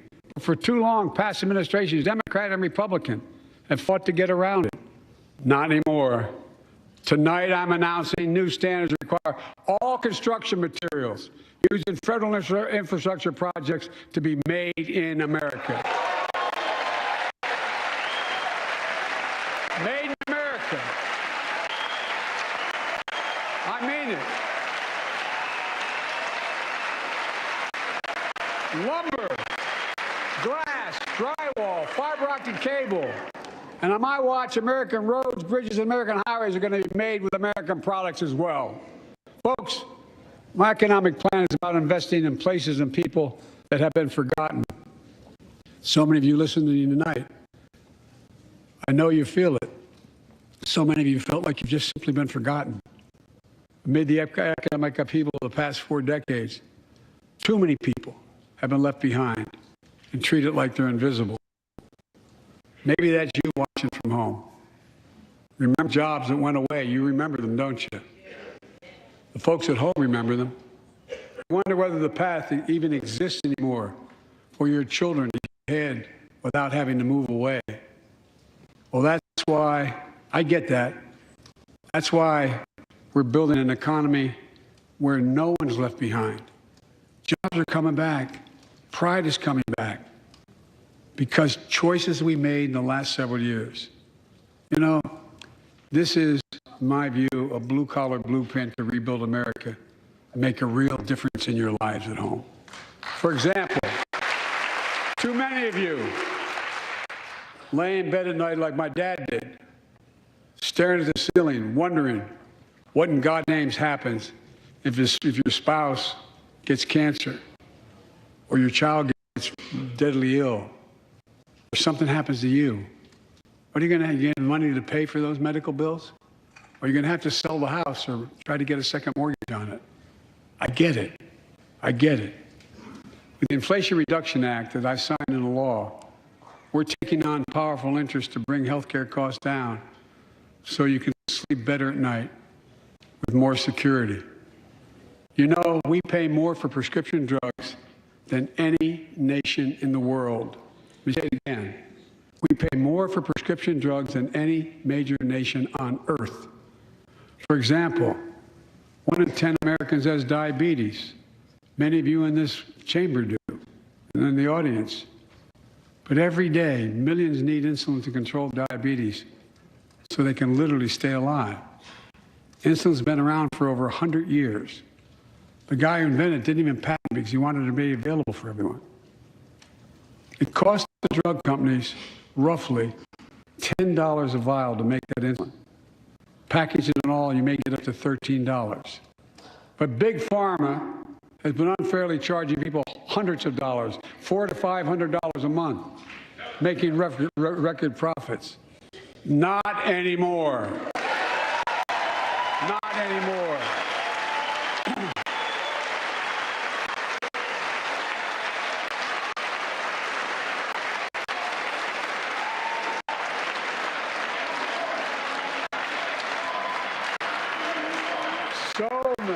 So many things that we did are only now coming to fruition. We said we were doing this, and we said we passed the law to do it, but people didn't know because the law didn't take effect until January 1 of this year. We capped the cost of insulin at $35 a month for seniors on Medicare. People are just finding out. I'm sure you're getting the same calls I'm getting.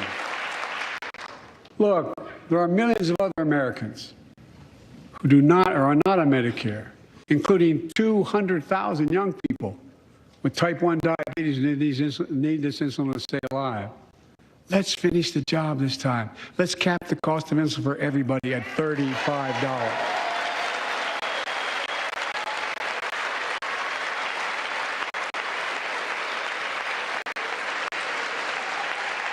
Folks, the big pharma is still going to do very well, I promise you all. I promise you they're going to do very well.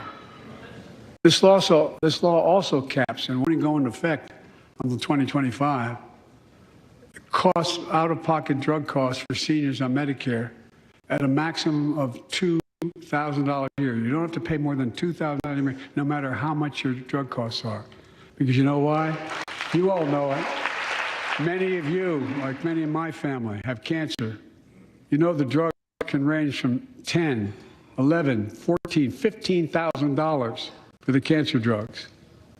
If drug prices rise faster than inflation, drug companies are going to have to pay Medicare back the difference. We're finally giving Medicare the power to negotiate drug prices. Bringing down prescription drug costs doesn't just save seniors money, it cuts the federal deficit by billions of dollars, by hundreds of billions of dollars, because these prescription drugs are drugs purchased by Medicare to keep their commitment to the seniors. Well, guess what? Instead of paying $400 or $500 a month, you're paying $15. That's a lot of savings for the federal government.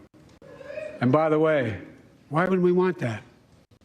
Now, some members here are threatening, and I know it's not an official party position, so I'm going to exaggerate, but threatening to repeal the Inflation Reduction Act. As my coach, that's okay, that's fair. As my football coach used to say, lots of luck in your senior year. Make no mistake, if you try anything to raise the cost of procedures, I will veto it. Look, I'm pleased to say that more Americans have health insurance now than ever in history. A record 16 million people are enrolled in the Affordable Care Act. And thanks to the law I signed last year, saving millions are saving $800 a year on their premiums. And by the way, that law was written and the benefit expires in 2025. So my plea to some of you, at least in this audience, let's finish the job and make these savings permanent. Expand coverage of Medicaid.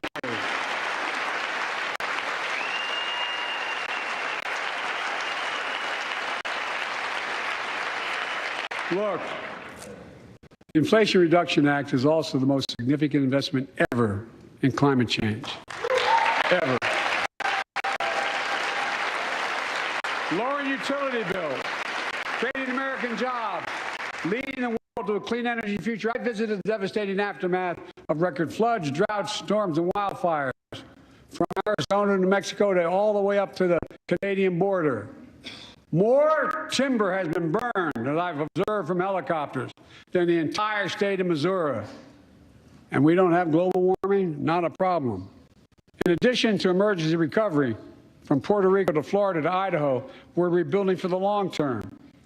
New electric grids that are able to weather major storms and not prevent those forest fires. Roads and water systems to withstand the next big flood.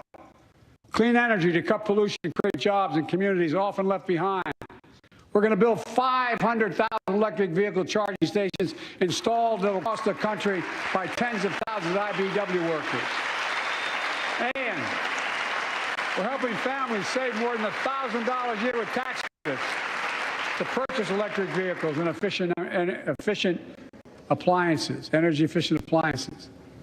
Historic conservation efforts to be responsible stewards of our land. Let's face reality. The climate crisis doesn't care if you're in a red or blue state. It's an existential threat. We have an obligation, not to ourselves, but to our children and grandchildren, to confront it. I'm proud of how America at last is stepping up to the challenge. We're still going to need oil and gas for a while. But guess what? No, we do. But there's so much more to do. We got to finish the job. We pay for these investments in our future by finally making the wealthiest and biggest corporations begin to pay their fair share.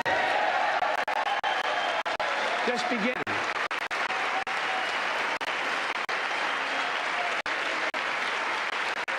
Look, I'm a capitalist. I'm a capitalist, but pay your fair share. I think a lot of you at home agree with me and many people that you know. The tax system is not fair. It is not fair. Look, the idea that in 2020, 55 of the largest corporations in America, the Fortune 500, made $40 billion in profits and paid zero in federal taxes? Zero? Folks, it's simply not fair. But now, because of the law I signed, billion-dollar companies have to pay a minimum of 15%. God love them. 15%. That's less than a nurse pays.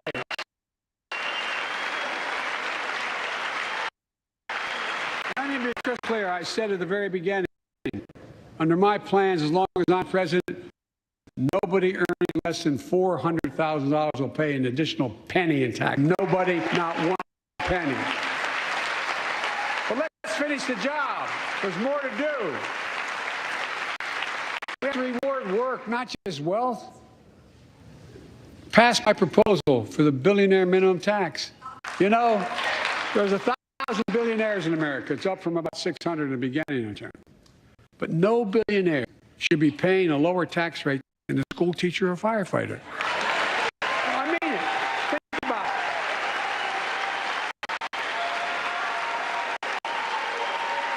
I mean, look.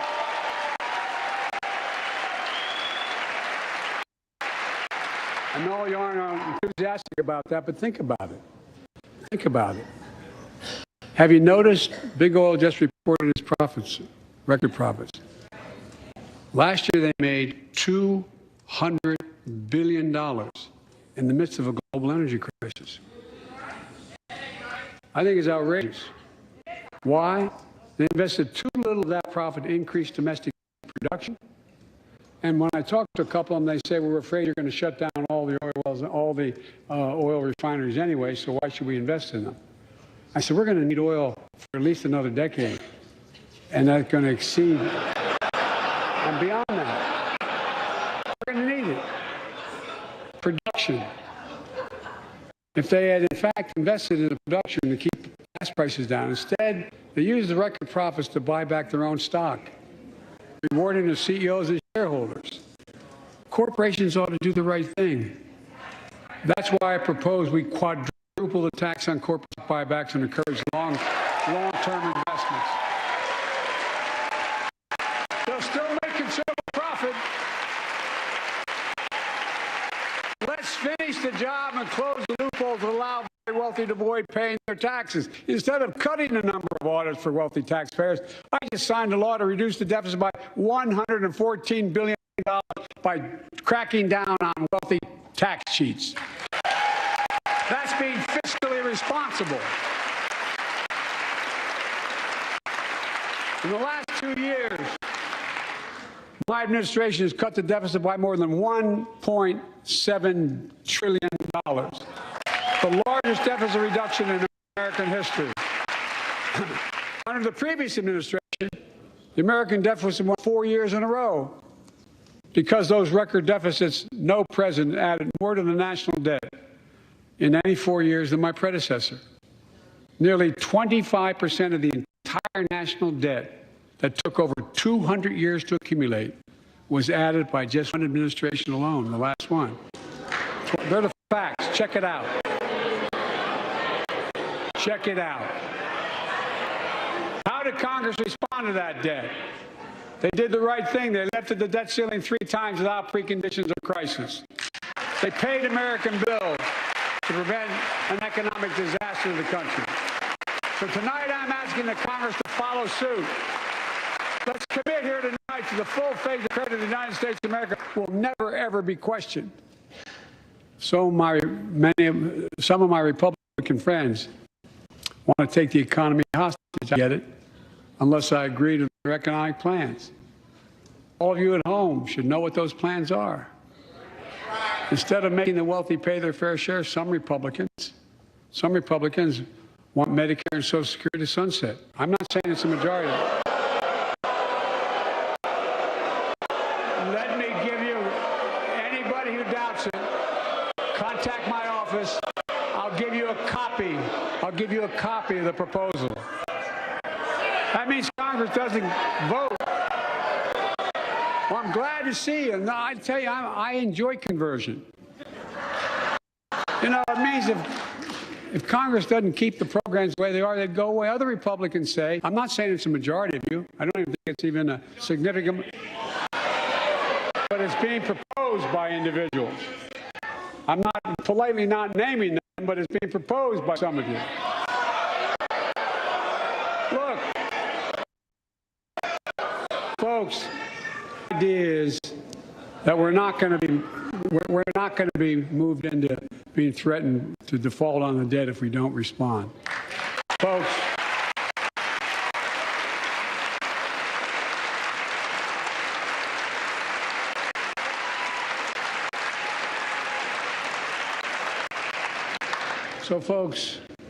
as we all apparently agree, Social Security and Medicare is off the books now, right? They're not to be stopped. All right. I'm ready. We got unanimity.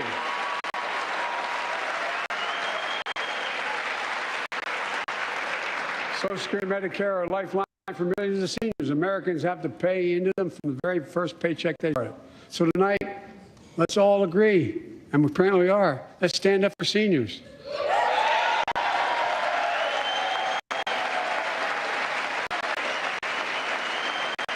Stand up and show them. We will not cut Social Security. We will not cut Medicare. Those benefits belong to the American people. They earned it. And if anyone tries to cut Social Security, which apparently no one's going to do, and if anyone tries to cut Medicare, I'll stop them. I'll veto it. And look, I'm not going to allow them to be taken away. Not today, not tomorrow, not ever. But apparently it's not going to be a problem. Next month, when I offer my fiscal plan, I ask my Republican friends to lay down their plan. I really mean it. Let's sit down together and discuss our mutual plans together. Let's do that.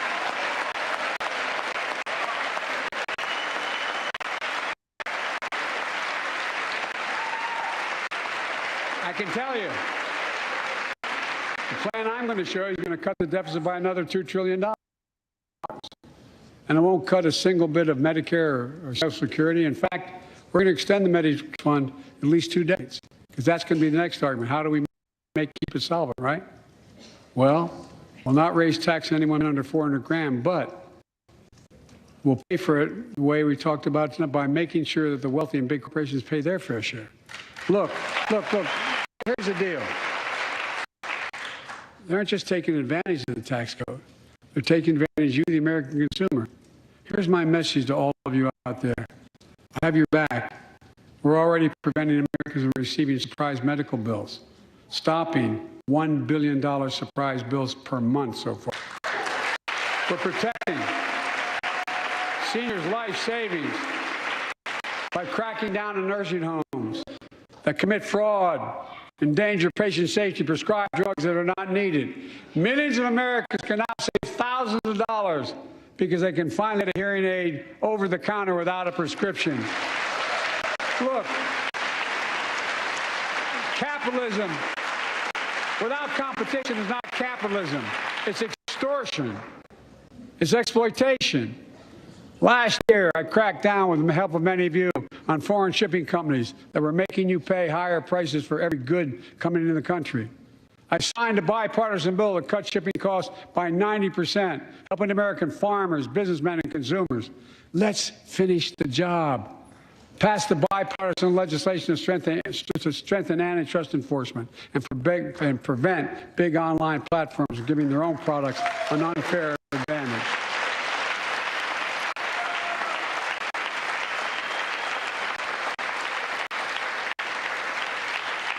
My administration is also taking on junk fees, those hidden surcharges too many companies use to make you pay more. For example, we're making airlines show you the full ticket price up front, refund your money if your flight is canceled or delayed. We reduced exorbitant bank overdrafts by saving consumers more than $1 billion a year. We're cutting credit card late fees by 75% from $30 to $8. Look, junk fees may not matter to the very wealthy, but they matter to most other folks in homes like the one I grew up in, like many of you did. They add up to hundreds of dollars a month. They make it harder for you to pay your bills or afford that family trip. I know how unfair it feels when a company overcharges you and gets away with it. Not anymore. We've written a bill to stop it all. It's called the Junk Fee Prevention Act. We're going to ban surprise resort fees that hotels charge on your bill. Those fees can cost you up to $90 a night at hotels that aren't even resorts. The idea that cable, internet, and cell phone companies can charge you $200 or more if you decide to switch to another provider. Give me a break. We can stop service fees on tickets to concerts and sporting events and make companies disclose all the fees up front. And we'll prohibit airlines from charging $50 round trip for a family just to be able to sit together. Baggage fees are bad enough. Airlines can't treat your child like a piece of baggage. Americans are tired of being. We're tired of being played for suckers. So pass the Junk Fee Prevention Act so companies stop ripping us off. For too long, workers have been getting stiffed, but not anymore. We're beginning to restore the dignity of work. For example, I should have known this, but I didn't until 2 years ago. 30 million workers have to sign non-compete agreements for the jobs they take. 30 million. So a cashier at a burger place can't walk across town and take the same job at another burger place and make a few bucks more. It just changed. But they just changed it because we exposed it. That was part of the deal, guys. Look it up. But not anymore. We're banning those agreements so companies have to compete for workers and pay them what they're worth.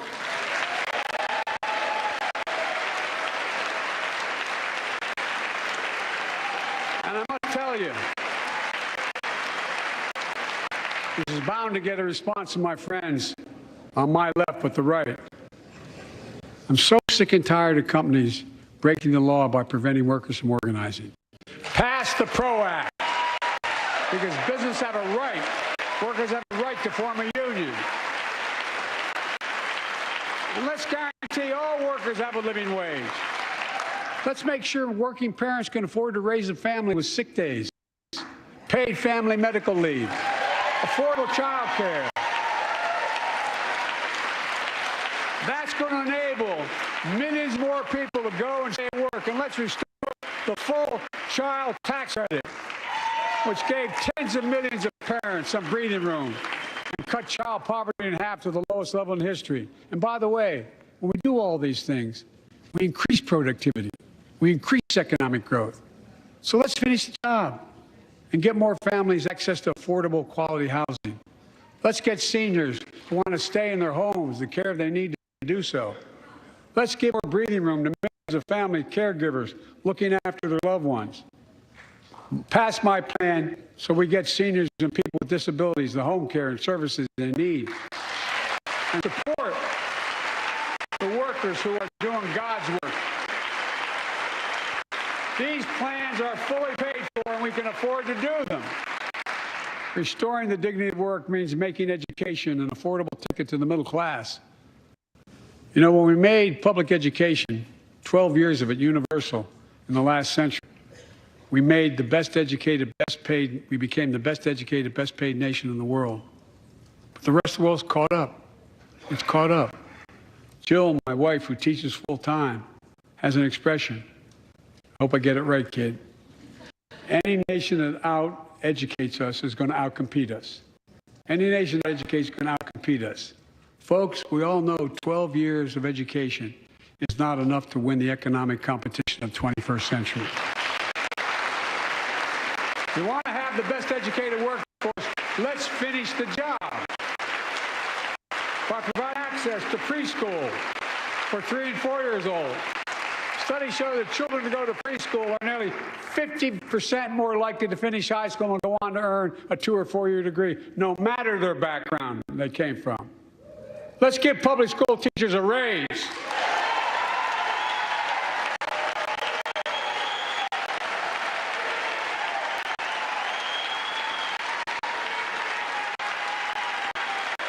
We're making progress by reducing student debt, increasing Pell Grants for working and middle-class families. Let's finish the job and connect students to career opportunities starting in high school. Provide access to 2 years of community college, the best career training in America in addition to being a pathway to a 4-year degree. Let's offer every American a path to a good career, whether they go to college or not. And folks, in the midst of the COVID crisis, when schools were closed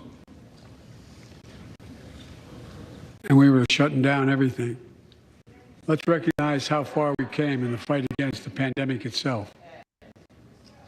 While the virus is not gone, thanks to the resilience of the American people and the ingenuity of medicine, we've broken the COVID grip on us. COVID deaths are down by 90%. We've saved millions of lives and opened up our country. We opened our country back up, and soon we'll end the public health emergency. But that's called a public health emergency. But we'll remember the toll and pain that's never going to go away.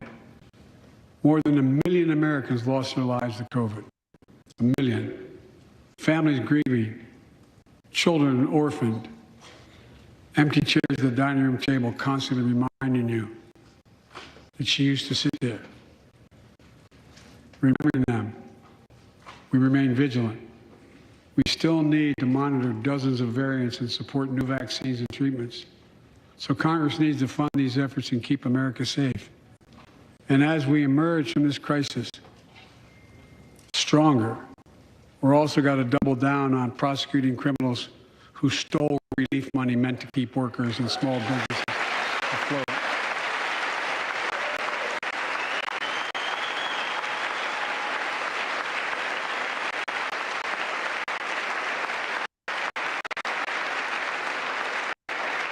Before I came to office, you remember, during that campaign, the big issue was about inspector generals who would protect taxpayers' dollars who were sidelined.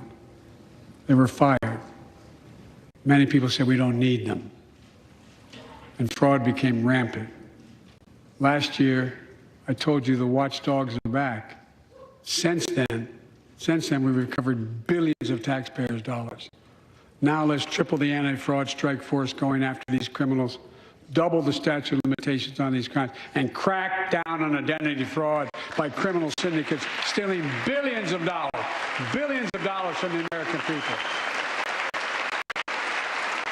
And the data shows that for every dollar we put into fighting fraud, the taxpayers get back at least 10 times as much. It matters. It matters. Look, COVID left its scars, like the spike in violent crime in 2020, the first year of the pandemic. We have an obligation to make sure all people are safe. Public safety depends on public trust, as all of us know. But too often that trust is violated. Join us tonight with the parents of Tyree Nichols. Welcome.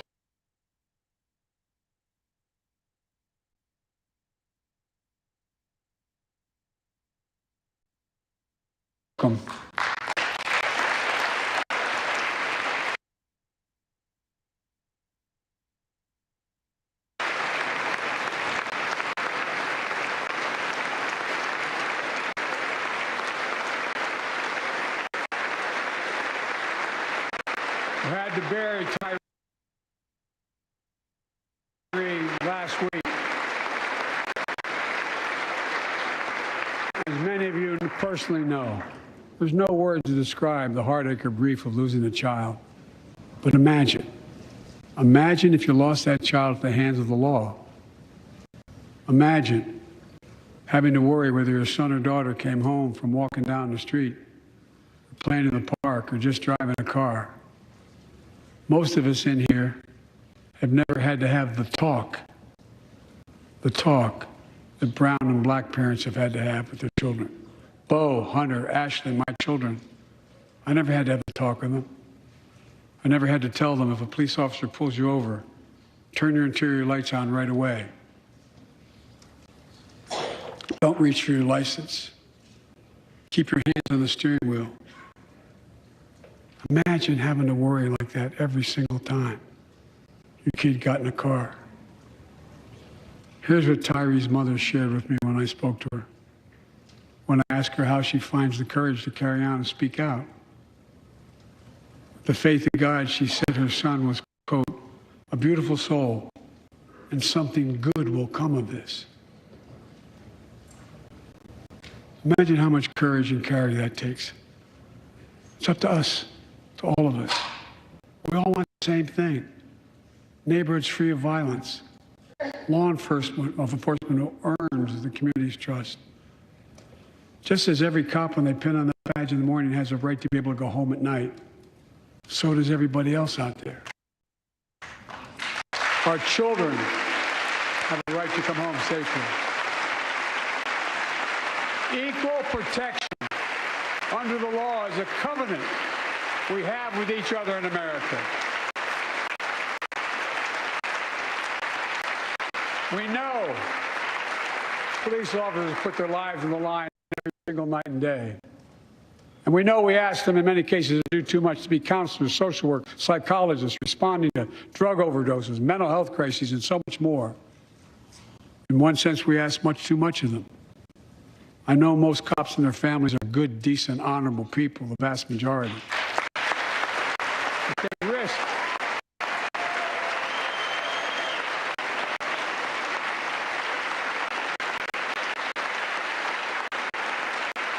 And they risk their lives every time they put that shield on. But what happened to Tyree in Memphis happens too often. We have to do better. Give law enforcement the real training they need. Hold them to higher standards. Help them succeed in keeping us safe. We also need more responders and professionals to address the growing mental health, substance abuse challenges. More resources to reduce violent crime and gun crime. More community intervention programs. More investment in housing and job training. All this can help prevent violence in the first place. When police officers or police departments violate the public trust, they must be held accountable. With the support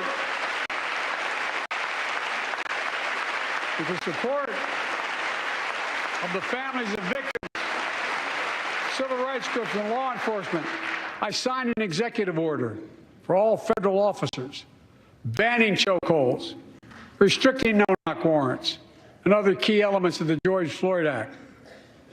Let's commit ourselves to make the words of Tyler's mom true. Something good must come from this. Something good. And all of us,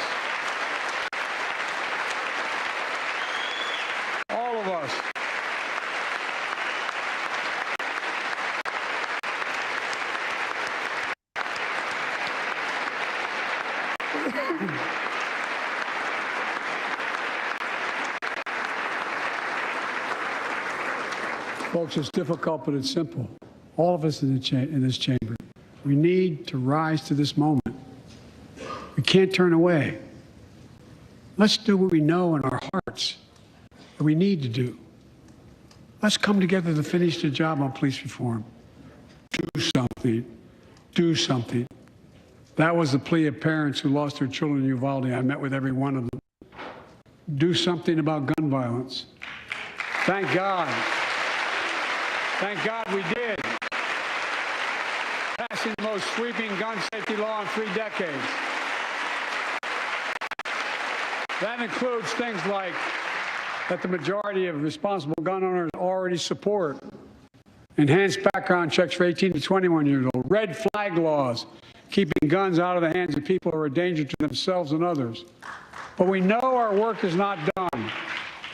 Joining us tonight is Brandon Say, a 26-year-old hero. Brandon put his college dreams on hold to be at his mom's side. His mom's side when she was dying from cancer. And Brandon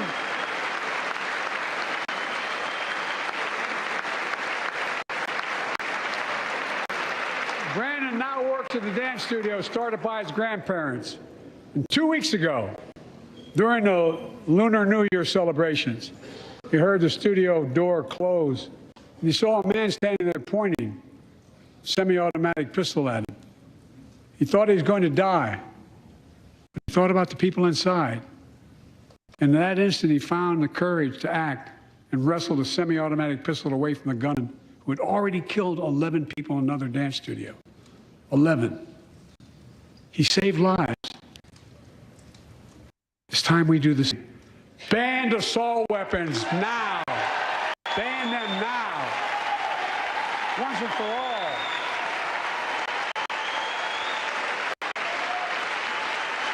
I led the fight to do that in 1994. In 10 years, that ban was law, mass shootings went down. After we let it expire in the Republican administration, mass shootings tripled. Let's finish the job and ban these assault weapons. And let's also come together on immigration. Make it a bipartisan issue once again.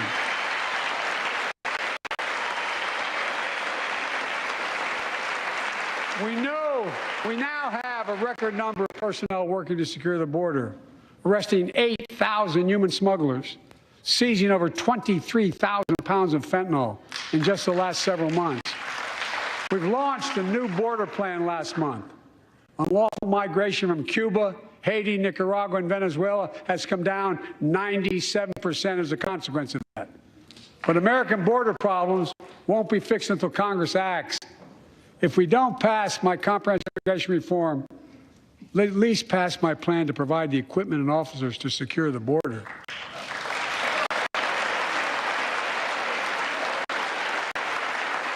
And a pathway to citizenship for dreamers, those on temporary status, farm workers, essential workers. Here in the People's House, it's our duty to protect all the people's rights and freedoms. Congress must restore the right and the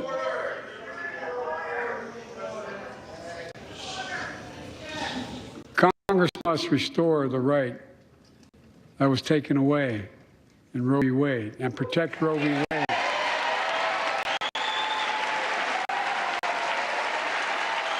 Give every woman a constitutional right. The Vice President and I are doing everything to protect access to reproductive health care and safeguard patient safety. But already more than a dozen states are enforcing extreme abortion bans. Make no mistake about it. If Congress passes a national ban, I will veto it. But let's also pass the Partisan Equality Act to ensure LGBTQ Americans, especially transgender young people, can live with safety and dignity. Our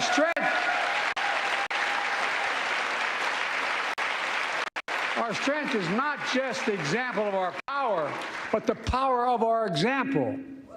Let's remember the world's watching.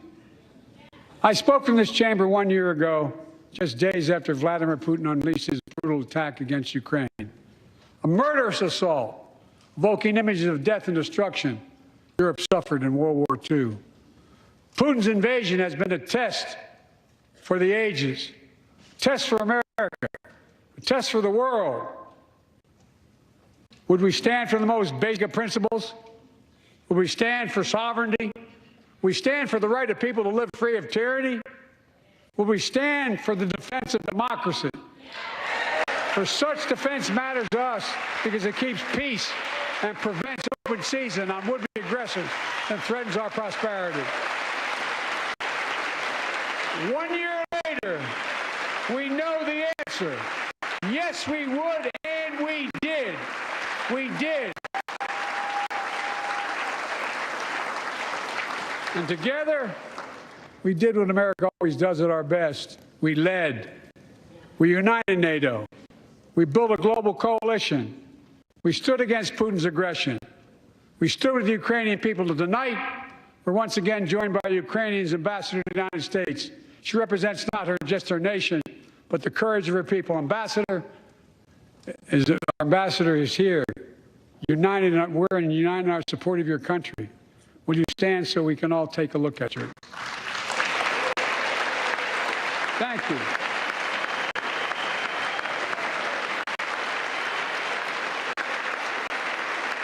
Because we're going to stand with you as long as it takes.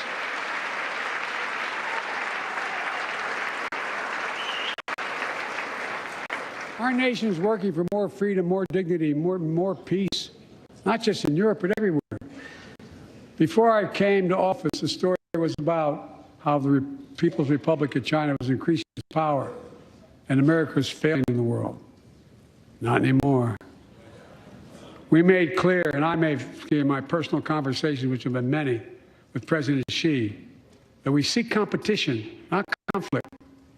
But I will make no apologies that we're investing to make America stronger. Investing in American innovation and industries will define the future that China intends to be dominating. Investing in our alliances and working with our allies to protect advanced technologies so they will not be used against us. Modernizing our military to safeguard stability and deter aggression. Today, we're in the strongest position in decades to compete with China or anyone else in the world. Anyone else in the world. And I'm committed.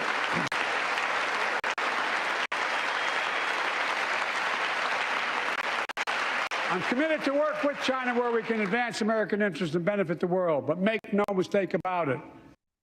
As we made clear last week, if China threatens our sovereignty, we will act to protect our country, and we did.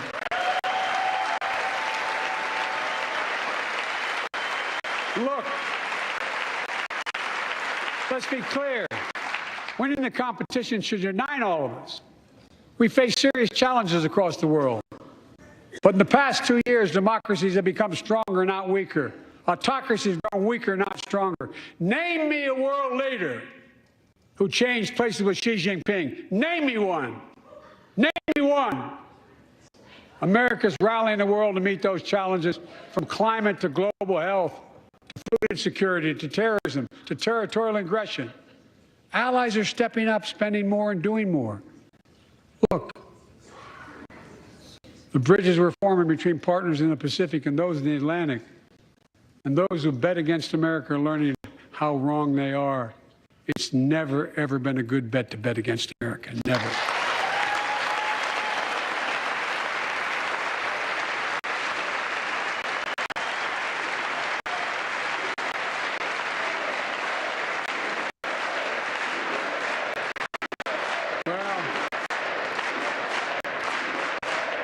When I came to office, most assured that bipartisanship assumed was impossible, but never believed it. That's why a year ago I offered a unity agenda to the nation as I stood here. We made real progress together. We passed a law making it easy for doctors to prescribe effective treatments for opioid addiction. We passed the gun safety law, making historic investments in mental health. We launched the ARPA-H drive for breakthrough in the fights against cancer, Alzheimer's, and diabetes, and so much more. We passed the Heath Robinson Pact Act, named after the late Iraq War veteran whose story about exposure to toxic burn kits I shared here last year.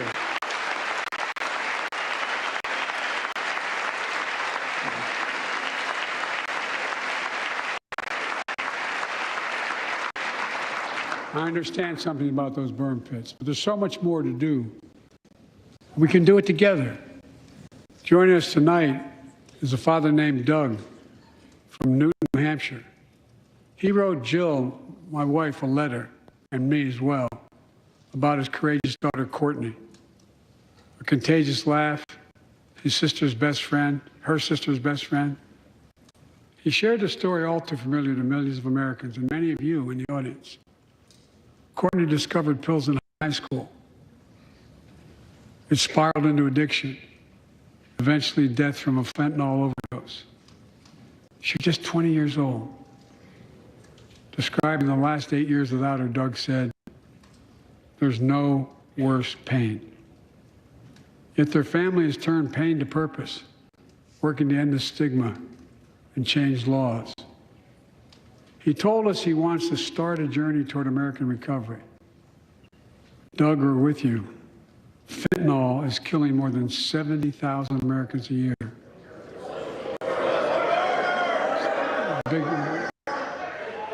You got it.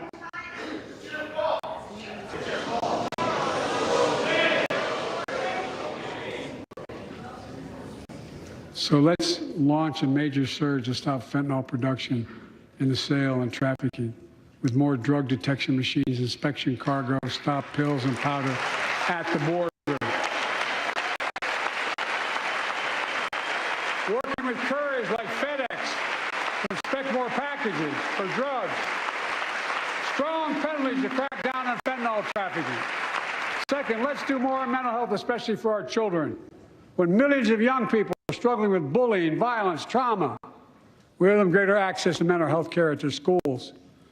We must finally hold social media companies accountable for experimenting they're doing running children for profit. It's time to pass bipartisan legislation to stop big tech from collecting personal data on our kids and teenagers online, ban targeted advertising to children, and impose stricter limits on the personal data that companies collect on all of us.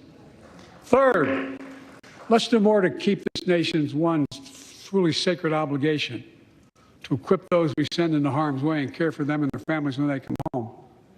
Job training, job placement for veterans and their spouses as they come to return to civilian life. Helping veterans afford the rent, because no one should be homeless in America, especially someone who served the country.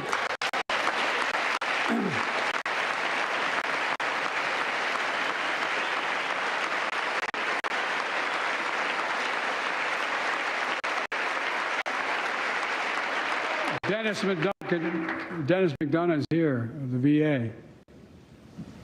We had a first real discussion when I asked him to take the job. I'm glad he did. We were losing up to 25 veterans a day on suicide. Now we're losing 17 a day to the silent scourge of suicide. 17 veterans a day are committing suicide. More than all the people being killed in the wars. Folks, VA is doing everything it can, including expanding mental health screening, proven programs that recruits veterans to help other veterans understand what they're going through, get them the help they need. We got to do more. And fourth, last year, Jill and I reignited the cancer moonshot that I was able to start with President Obama asked me to lead our administration on this issue. Our goal is to cut the cancer death rates at least by 50% in the next 25 years. Turn more cancers from death sentences to treatable diseases. Provide more support for patients and their families. It's personal to so many of us in this audience. Joining us are Morris and Candice, an Irishman and the daughter of immigrants from Panama. They met and fell in love in New York City and got married in the same chapel Jill and I got married in New York City. Kindred spirits. He wrote us a letter about his little daughter, Ava, and I saw her just before I came over. She was just a year old when she was diagnosed with rare kidney disease, cancer. After 26 blood transfusions, 11 rounds of radiation, 8 rounds of chemo, 1 kidney removed, giving a 5% survival rate. He wrote how in the darkest moments he thought, if she goes, I can't stay. Many of you have been through that as well. Jill, I understand that like so many of you. And he read Jill's book describing Alma's cancer journey. and how we tried to steal moments of joy where we could with Bo. For them, that glimmer of joy was the half smile of their baby girl. It meant everything to them. They never gave up hope. Little Ava never gave up hope. She turns 4 next month. They just found out Ava's beating the odds, is on her way to being cured of cancer. And she's watching from the White House tonight and she's not asleep already. For the lives we can save.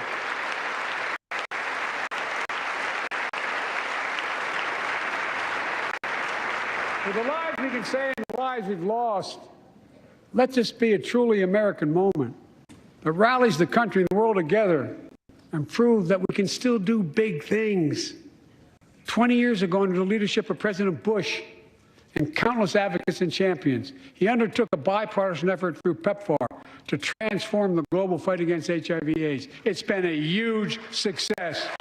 He thought big. He thought large. He moved. I believe we can do the same thing with cancer.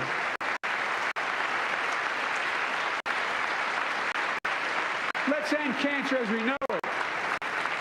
Cure some cancers once and for all. Folks, there's one reason why we've been able to do all of these things. Our democracy itself. It's the most fundamental thing of all. With democracy, everything's possible. Without it, nothing is.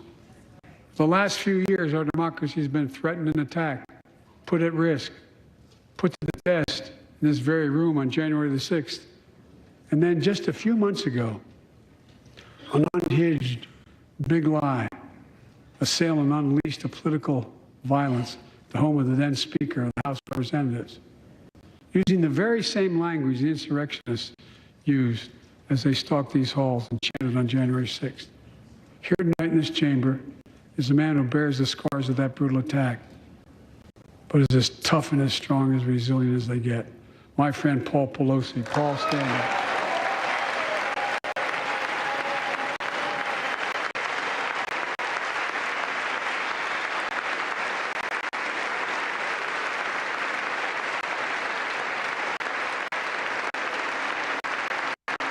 But such a heinous act should have never happened. We must all speak out. There's no place for political violence in America. We have to protect the right to vote, not suppress the fundamental right. Honor the results of our elections, not subvert the will of the people. We have to uphold the rule of law and restore trust in our institutions of democracy. And we must give hate and extremism in any form no safe harbor.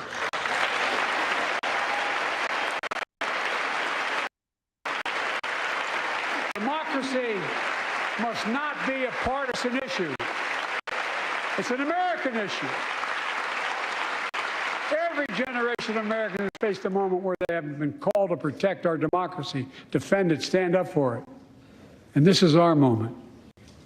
My fellow Americans, we meet tonight at an inflection point, one of those moments that only a few generations ever face, where the direction we now take is going to decide the course of this nation for decades to come. We're not bystanders of history. We're not powerless before the forces that confront us. It's within our power of we, the people. We're facing the test of our time. We have to be the nation we've always been at our best. Optimistic, hopeful, forward-looking. A nation that embraces light over dark, hope over fear, unity over division, stability over chaos. We have to see each other not as enemies, but as fellow Americans. We're good people. The only nation in the world built on an idea. The only one.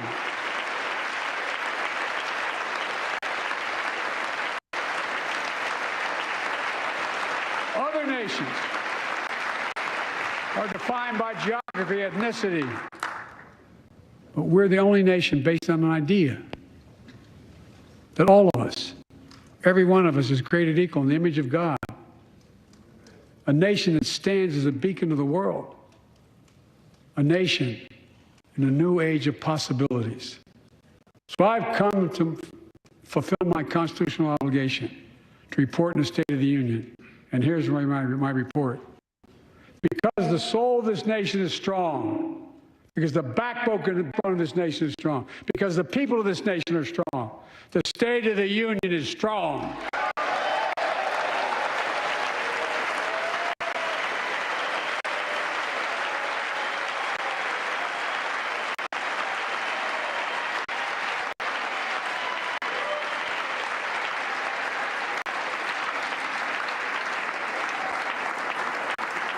I'm not new to this place.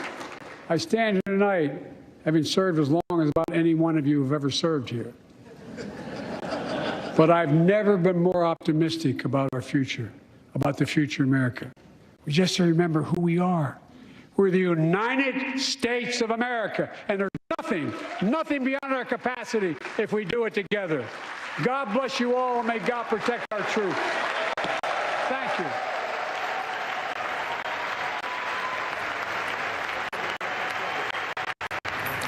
President Biden, in a roughly hour and 15-minute speech, the State of the Union, is not the only voice in that chamber tonight. He got some words of encouragement from the left side of the aisle and some words of criticism from the other side of the aisle tonight, but seemed to, at times, relish mixing it up, at other times seemed to be a little taken off guard.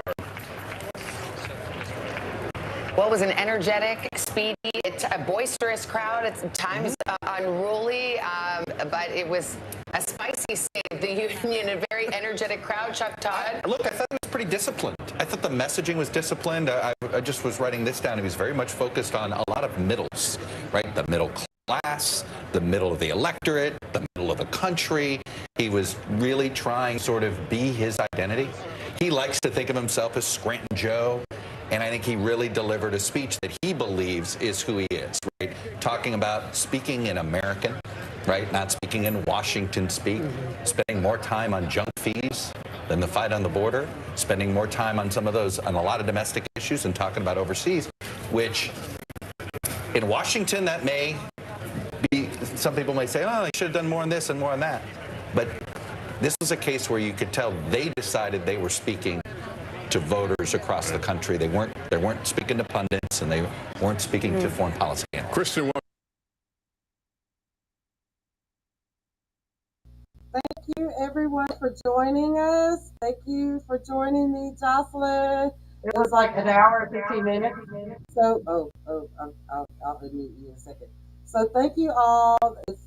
We ran over 2 hours because I wanted to make sure that we got the whole speech. Leave your comments in the description. Subscribe, follow, like, share, discuss. If you have any questions, leave any questions. Go to the website, leave us a voicemail. And all contributions are greatly, greatly appreciated. Naruto headphones. We got Naruto headphones from one of our top contributors. I got 2 pair of those, and I'm so grateful to my contributors and my supporters. And you see the Cash App down there. So like, share, subscribe, and thank you all. We will see you on the next one. Bye.